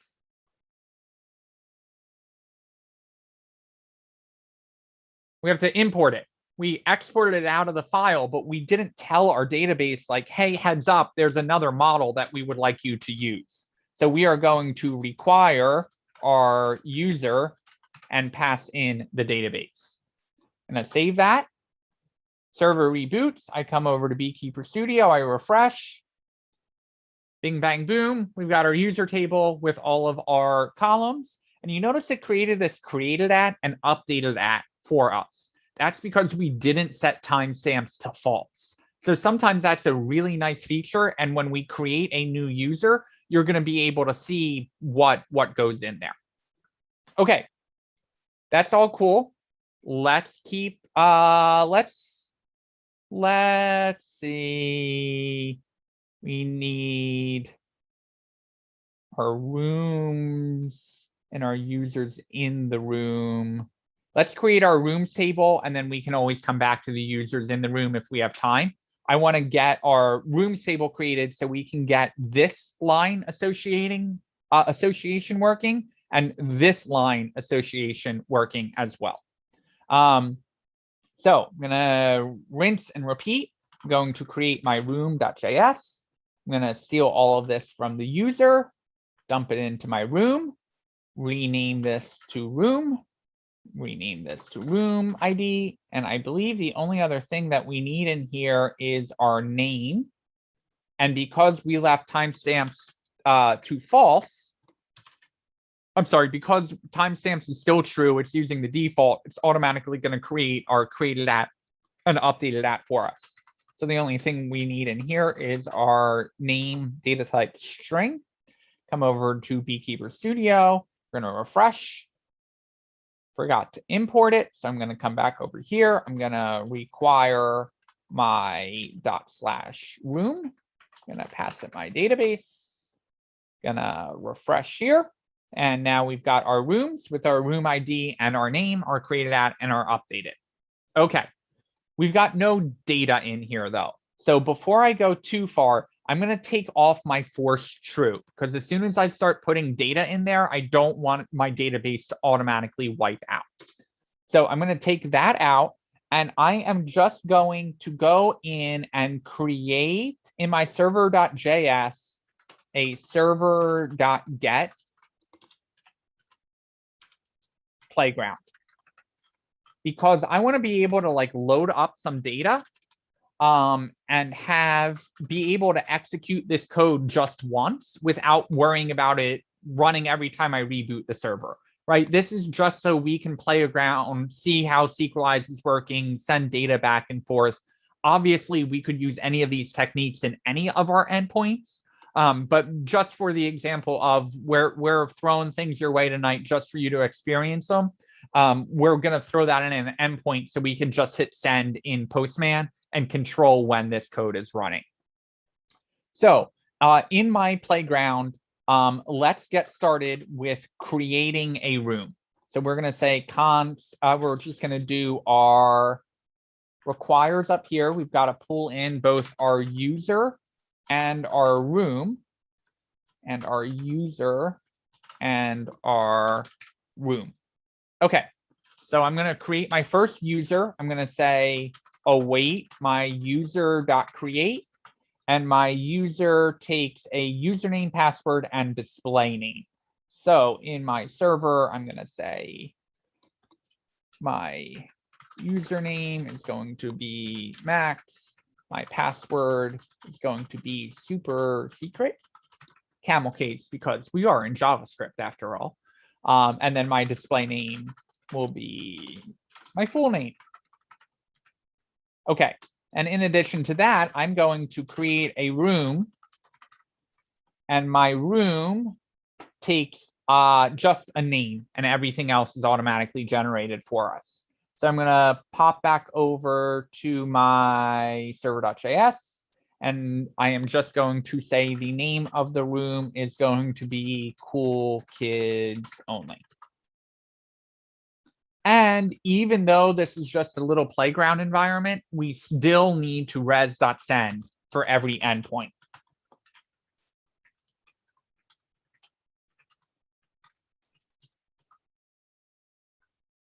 Okay. We're going to go over to Postman. I believe we are running on 3002 here. We are going to just change this to 3002 and hit send. And I meant to change this to playground. So our route matches. We got a message back from the server. But when we go over to Beekeeper and we pop open our rooms table, we see we've got our room ID and our name. And oh, would you look at that? Our created, add, and updated timestamp popped in there for us. That was nice. It's equalized. Let's go over to our users table. And here I am. My password came in, my display name, all of that good stuff. All right. So now we've got IDs that we can work with, right? For the sake of just playing around, I'm going to create one more room.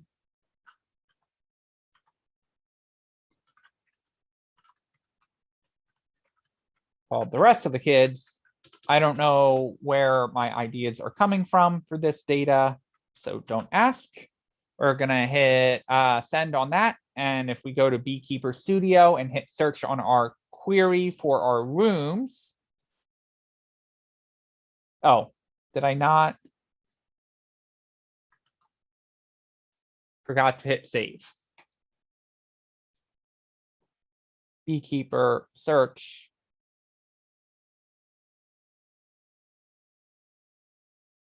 Let me guess, I forgot to save my db.js, and so it's syncing over and wiping everything out of my database because I didn't save the remove force true. So I'm gonna go back in here, gonna add this back in. That's why you really want to be careful with your force true that you never deploy that to a production database server. So all of a sudden, all your tables are empty and you're like, what happened? Okay, now let's go into Postman. Run my query, go back to Beekeeper. Now I should have my user, and in my rooms, I have 3 of them. Okay, fine, whatever. We'll run with that. All right, I'm gonna come back here. I'm gonna just comment all of that out just so you guys have that code when I share it later tonight. All right, so now I want to create my first message. So I'm going to await my message.create, and I need to pull in some fields there. So I'm going to copy all of that and just dump it into my server.js. I'm going to dump all of those in, and then I'm just going to replace out my data types, right? So my sent time is going to be a new date. My content is going to say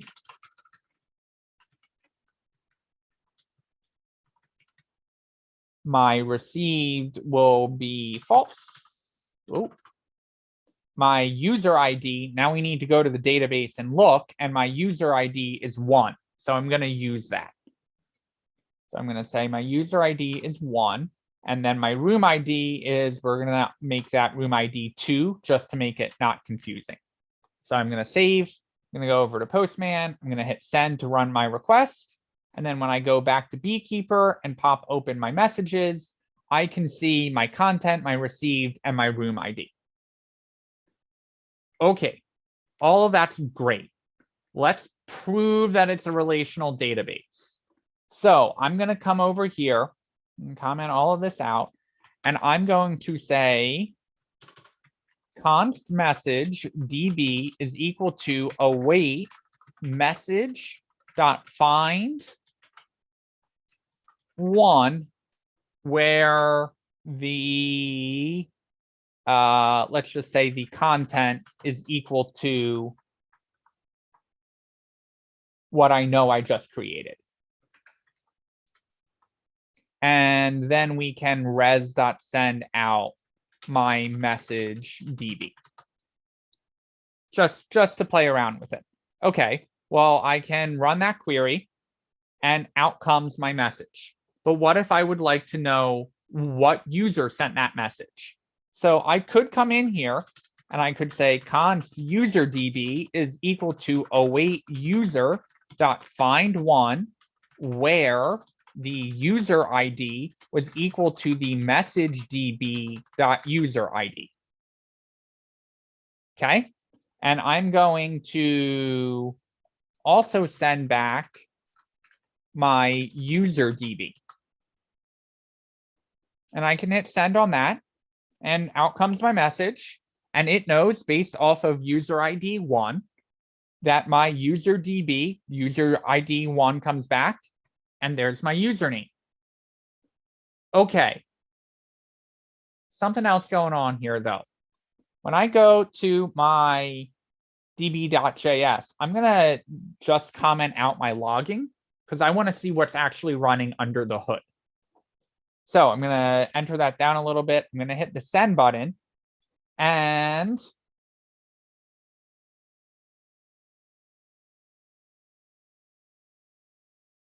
it's yelling at me because I did something bad. I didn't use the where command here. So let's first fix that.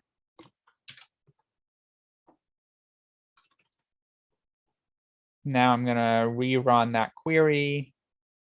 Okay. So this is kind of what we would expect. We're running a find query. I'm sorry, a find one query. So we're saying select and select out all of the columns from the messages table where, okay, the where makes sense, where the content, okay, that's the column, is equal to this string in here. And limit 1 just means find the first one that you find and only return 1 result. Don't keep going after you find the first one. But then we also did a select query for our user where the user ID was equal to 1, which came out from our message query up here. What's the problem with this?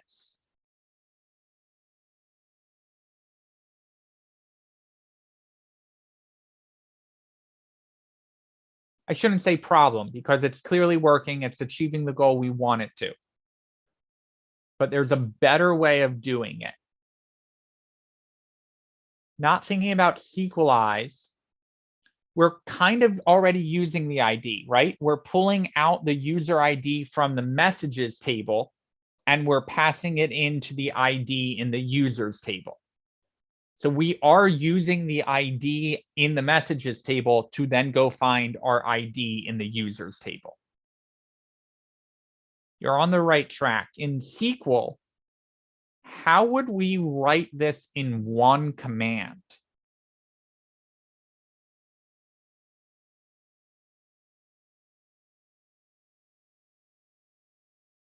We would use a join. You got it, Shaw. And so we would join on that user ID, but because we're executing that in one select command, even though it's doing that join, it is going to run a lot faster as one command, even with the added time to do the join, than it is to run 2 separate select commands, right? And so what we want to do is we want to somehow tell the database, hey, these are associated. These are linked together. This user has some kind of relationship with a message. So what we're going to do is head over to the Sequelize docs, hop into our V6 documentation, and take a look at associations. So what it is telling us is we can define an association and say that A, model A, has 1 B, or belongs to, or has many, or belongs to many. That's kind of cool. All right, well, let's first tell our database how they're related, right? So we are going to say that in our db.js, when we're setting it all up, hey, give us access to the message that we're requiring in. And before you do your database sync, hey, message, you belong to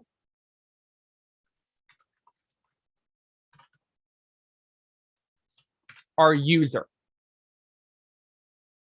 And it's like, okay, how? Tell me how you two are related. I understand that the message belongs to a user, but how do they connect? And so what we need to do is we need to tell it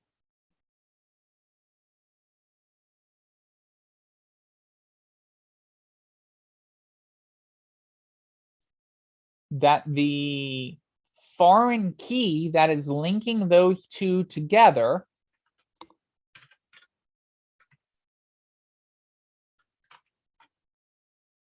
is user ID. Okay, so I'm going to save that.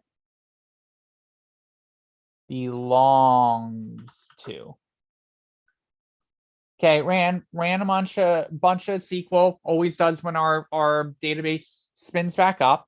So now I'm going to go back to my little playground in my server.js and comment all of this stuff out. And now I am going to still grab my message, and I'm still going to, actually, I'm just going to steal all of this code because none of that's changing. So I'm still doing my find one, but now I'm telling it I would like to include, and because we can include multiple tables, right? We can join multiple tables together. We've got to use an array, but I'm going to tell it to include my user. I'm going to make sure my user is imported up here, which it is. So that's good. I'm just going to save that. And let's see what comes back. I'm just going to pull out my message DB. So I'm going to add a couple of lines down here. I'm going to go over to Postman and hit send. And it's going to blow up at me and tell me user is not associated to message.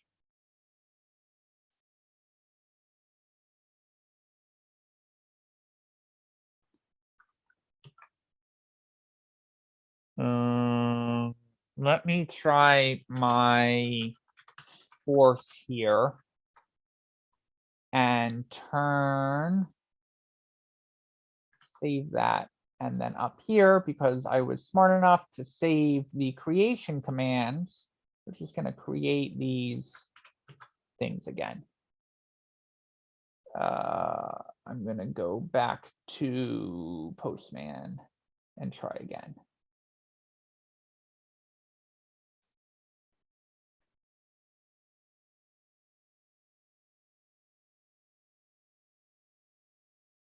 User is not associated to message.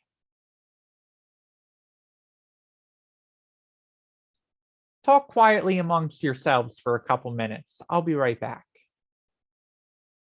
If you see me cursing, I'm on mute, so you don't actually know if I'm cursing or not.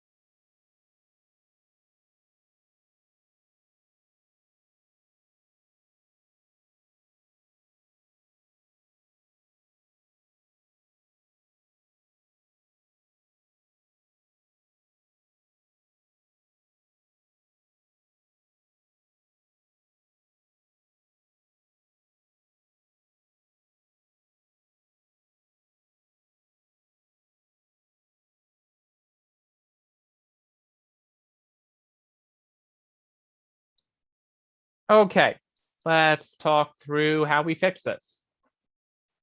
So we've got this problem that in our, let me make sure I didn't break anything else here. The problem is that in our db.js, we were saying the message belongs to the user, but what we were doing is we were pulling in our server.js the model right from the message. So what happens is that association telling the database that the message belongs to the user, or that the message belongs to the user, was happening in db.js after we had pulled in the model from the file itself. So what we basically need to do is make some adjustments here. We're going to grab our messages and our user model, and we're going to throw it outside of the connect to DB, because the database can know what the models are before we actually open the connection and make sure it's running, right? We still have access to the database here even before we authenticate it. So I move up our models outside of our connect to DB method. Then I take our message belongs to, and I move it outside of our connect to DB method as well. Finally, I come down here and I give us access to our message and our user, which is now flowing through our database file connection. Then finally, I come back over to my server and I say, instead of pulling the message and the user out from the models file itself, pull it from the database file. So now in here, I have access to not only my message, but also my user. And we will update Room to follow that flow as well. But basically what we're saying is we've got our model. The db.js file handles the connections, but it also handles all of the associations. So we need to get those associations set up first in the db.js before we use the models that now have the associations on them. So in theory, if we come down here, and let me just comment all of this back out and make sure my force true is out of there. I'm going to save that. I'm going to save this. I'm going to take a quick look in Beekeeper and make sure my data is still here, which of course it isn't. So I am going to run all of those create queries.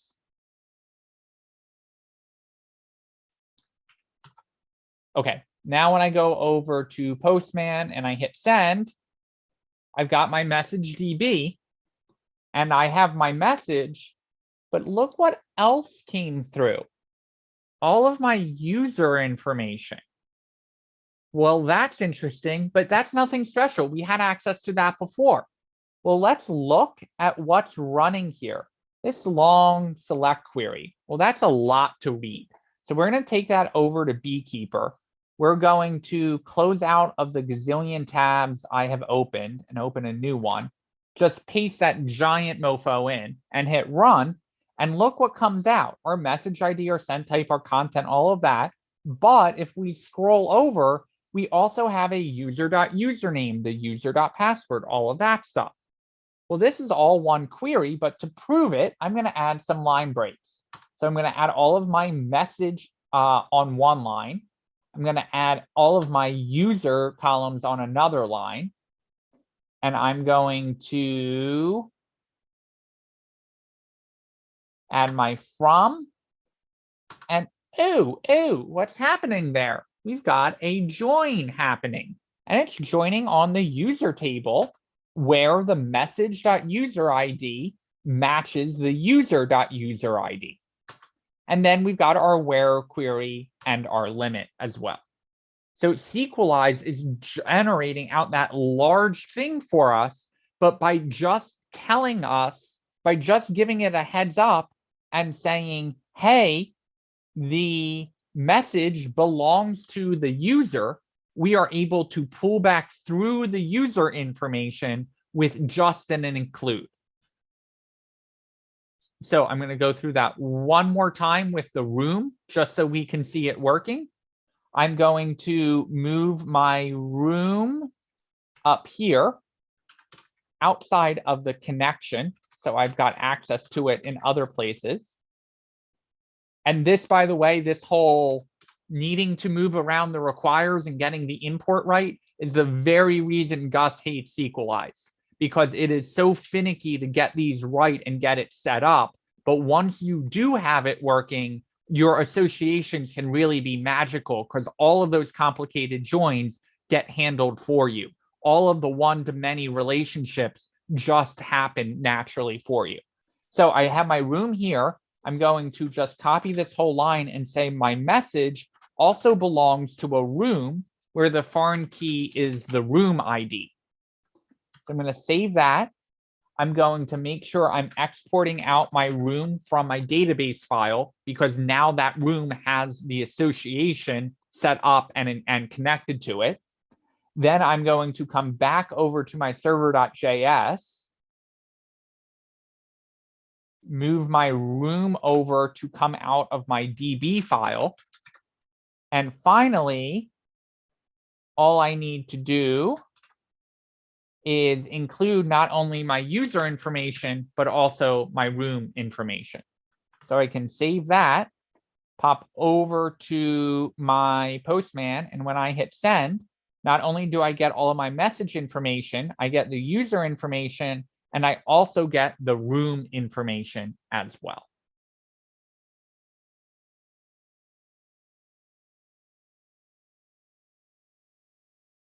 All right, ended 3 minutes early. Don't say I never let you go early. That's it. Goodbye. Get out. All right. It's obviously a lot of code. Not expecting you guys to have associations, be able to do associations off the bat. The good news is the appliance project is going to have associations out the wazoo. And we are also going to have our database set up in the same structure, except this time we won't have to make modifications to the structure to get the associations working. It's just we're going to start right out of the gate and get it set up the right way the first time. So I'm going to dump this code in the pasted code channel in Slack.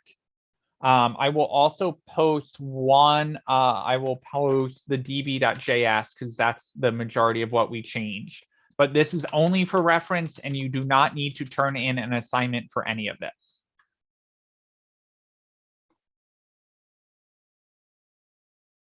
Karen, could you also post the link for the weekly feedback as well? Thank you.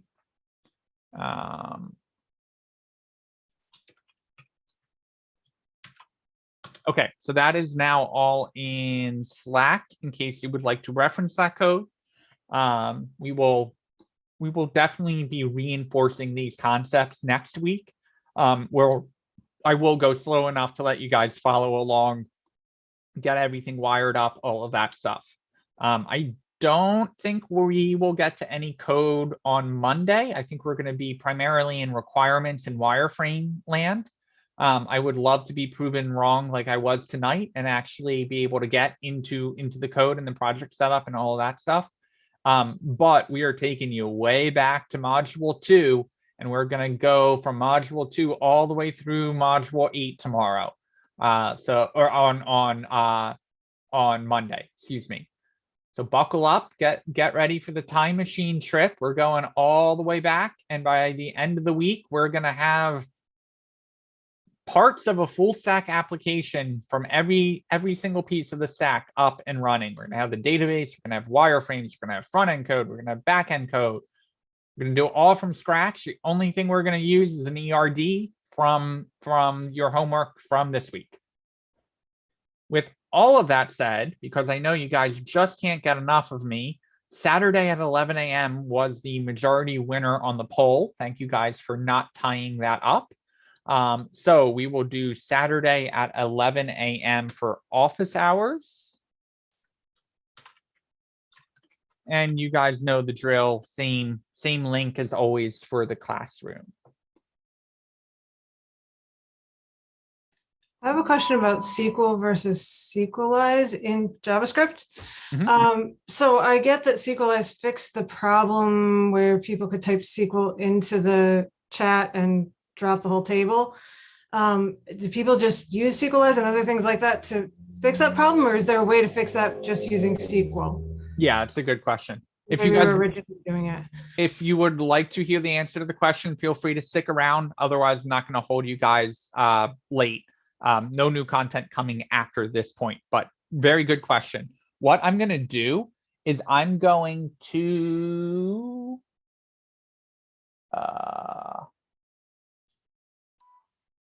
try and find the insert table, the insert SQL command that it ran.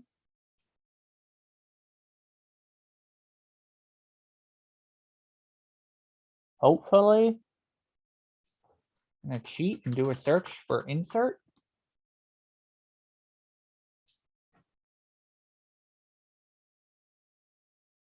Insert with 1 T? Yeah, no, it came up. The problem is that it's not showing me. You see how it's using these $ values? Basically, what it does is it decouples the value we're actually inserting with the insert itself.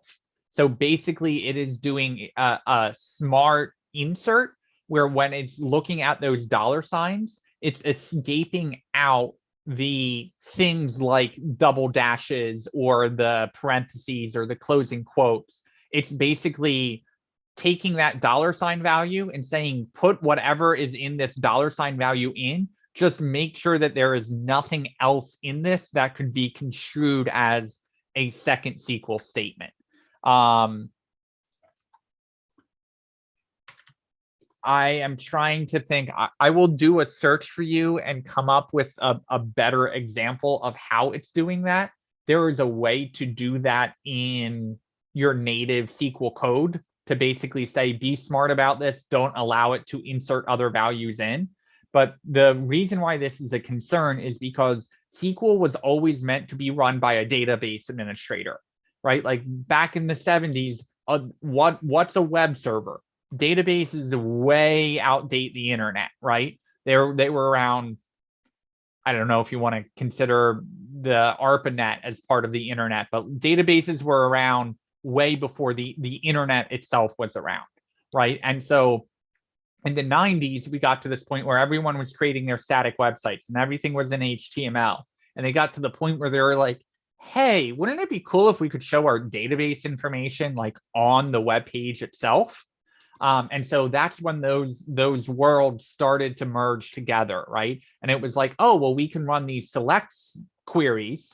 And well, if we can do a select, then we could go two ways. We could allow the user to input dynamic information in their web page and have it show up for other users as well, which was also kind of the birth of a content management system as well, like WordPress. But some genius was like, oh, we're literally taking the value that they are running and dumping it into our insert command. Well, in theory, we can do that Bobby Tables example where we could just throw in a closing quote and a dash at the end and insert a second SQL command that we would like it to run. And so when that happened, everyone ran around screaming and went, we got to fix this. We got to fix this. And they came up with the solution of, well, if you put in the $1, 2, 3, 4 of whatever you would like to insert, and then separate out the user inputs into those $1, 2, 3, 4, we can know that that part of the command that you're trying to run is user generated and go in and escape out essentially and say, don't let these be recognized as actual commands we're running. Understand that no, we weren't the ones actually closing the command and adding in drop table. We're going to put backslashes in front of all of it so the database knows not to actually run that as a command and know that it is an actual single quote or double quote that we want to show up as part of the message, as opposed to breaking our insert command. Latonia, that's what we ran into with the New York Times, where there was a quote as part of a book title, and we were appending that HTML in, and it was like, what's going on here? There's a quote in the title. That must mean that you're at the end of your div or the end of the string that you want to add in. And so in most, oh, sorry, Kyle. No, we had that issue in Latonia's too. Remember, it was like the president's daughter or something like that. And I'm now remembering, I think I ran into it with you. I ran into it with Latonia this week as well. Did not put one and one together. Anyway, we run into that problem, right? Of sometimes we want a single quote to show up in our web page or our database or whatever it is without it being part of the command. And so in most programming languages, the way we prevent that from happening is we add a single backslash in front of the quote. And so not your /, which you normally use, the backslash is on the same key as the or operator. And that basically tells SQL or JavaScript or whatever it is, no, this isn't syntax I'm adding in. This is an actual quote that I want to show up in part of the content or whatever it is. And so that's what those $ are doing, in addition to a couple other things that it escapes out, like --, which is something MySQL uses for a comment. That $ technique is it's called binding. It's binding the value in and escaping out the value.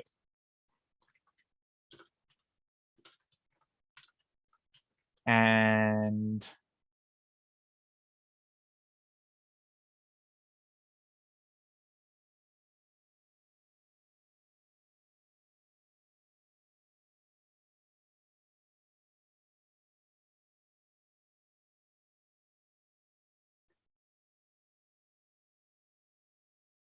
I can find some documentation that I don't hate. I will share that with you. If I can find anything on SQLize.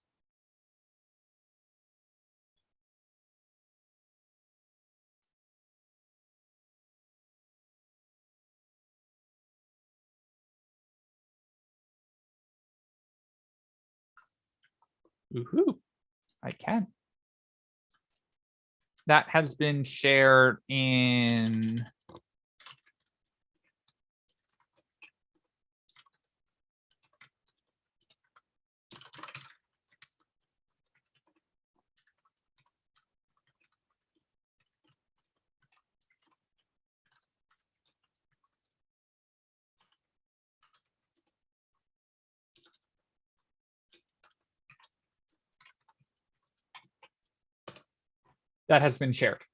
in student resources in Slack.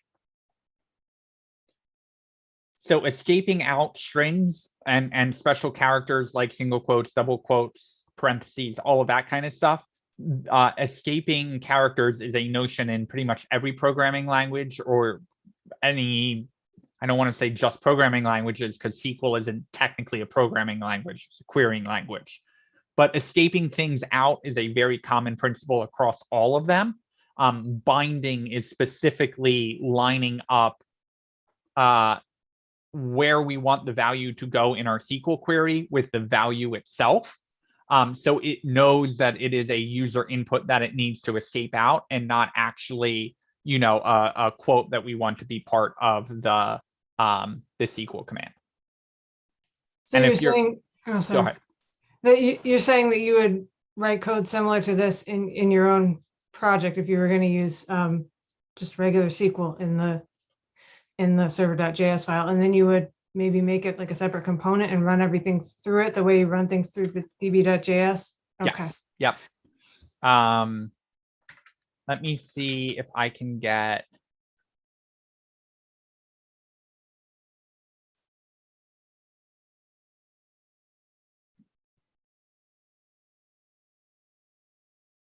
Okay, this is. I'm going to post it in the Zoom chat because it's not something I'm recommending you use. But if you look at that link that I just sent, under the features in the documentation, it gives you an idea of how you would bind it and how you would actually pull it off. I have not used PG enough on my own to know actually how to bind in the PG package natively. But that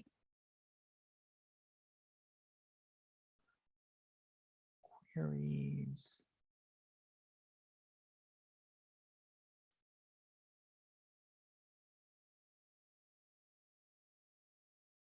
Yeah, I'm not quite sure how to do it with just the PG package. I've always used Sequelize, and I know Sequelize does that binding under the hood for me, which is why we don't have to worry about it. But it's a good thing to know about. And if you want to dig in more, I'm sure you could look into, SQL injection data binding node as your JavaScript, as your Google query, and it would come up with plenty of things. Cool. Yeah, I was just curious because I guess I figured we were using Sequelize to solve that problem. I figured everybody must use Sequelize or something like it, because otherwise you would have this problem. And you mentioned that Gus didn't like Sequelize, and I was like, well, then what does he do to make sure people aren't dropping the tables? Yeah, so he prefers something called type ORM. Okay. And type ORM is growing in popularity. Sequelize is still the dominant player in the field. But type ORM, it doesn't technically require TypeScript, but it's kind of like saying React doesn't technically require JSX. It's like, yeah, but 99% of all people writing React code are writing React code in JSX. Same thing for type ORM. It's like you can use it without TypeScript, but all the documentation is written in TypeScript. So unless you are very comfortable with flipping between JavaScript and TypeScript, you're not going to really know how to read the documentation, convert it to JavaScript, and then go use it. So that's why we stuck with Sequelize. Not saying that we won't ever teach TypeScript, but it hasn't become a dominant player in the market yet for enough for us to say, okay, in addition to our JavaScript curriculum, we need to also teach TypeScript, kind of like we did with Mongo tonight, right? It was like, okay, first cohort, we were like, Mongo is big enough player in the market, we should teach both of them. Then we were like, okay, what we should teach is database concepts and really hammer it home in one of them, and then show you what Mongo is and show you how you could use it without going too far down that rabbit hole. And so I think that this was a much better approach. I know we shuffled up the database and the backend like we did in this cohort. I can't remember if we had 3 weeks for the database or 2 in cohort 1, only because we intermixed module 7 with it, or the backend module. So I can't remember how many weeks we did. But yeah, hopefully that's helpful. Mongo, interestingly enough, does not have any SQL injection concerns because it's literally just storing data. It's not executing a command that is inserting that data into the database. So you don't have to worry about SQL injection with Mongo because obviously we're not using SQL, so there's nothing to inject. But that thinking of we're running a command to insert data as opposed to we are just inserting the data directly is why we need to bind data and escape that data out. So we don't worry about any of that. Great question. Sorry for the long-winded answer. Any other questions for tonight?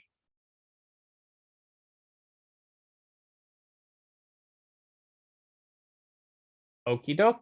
I will see you guys Saturday at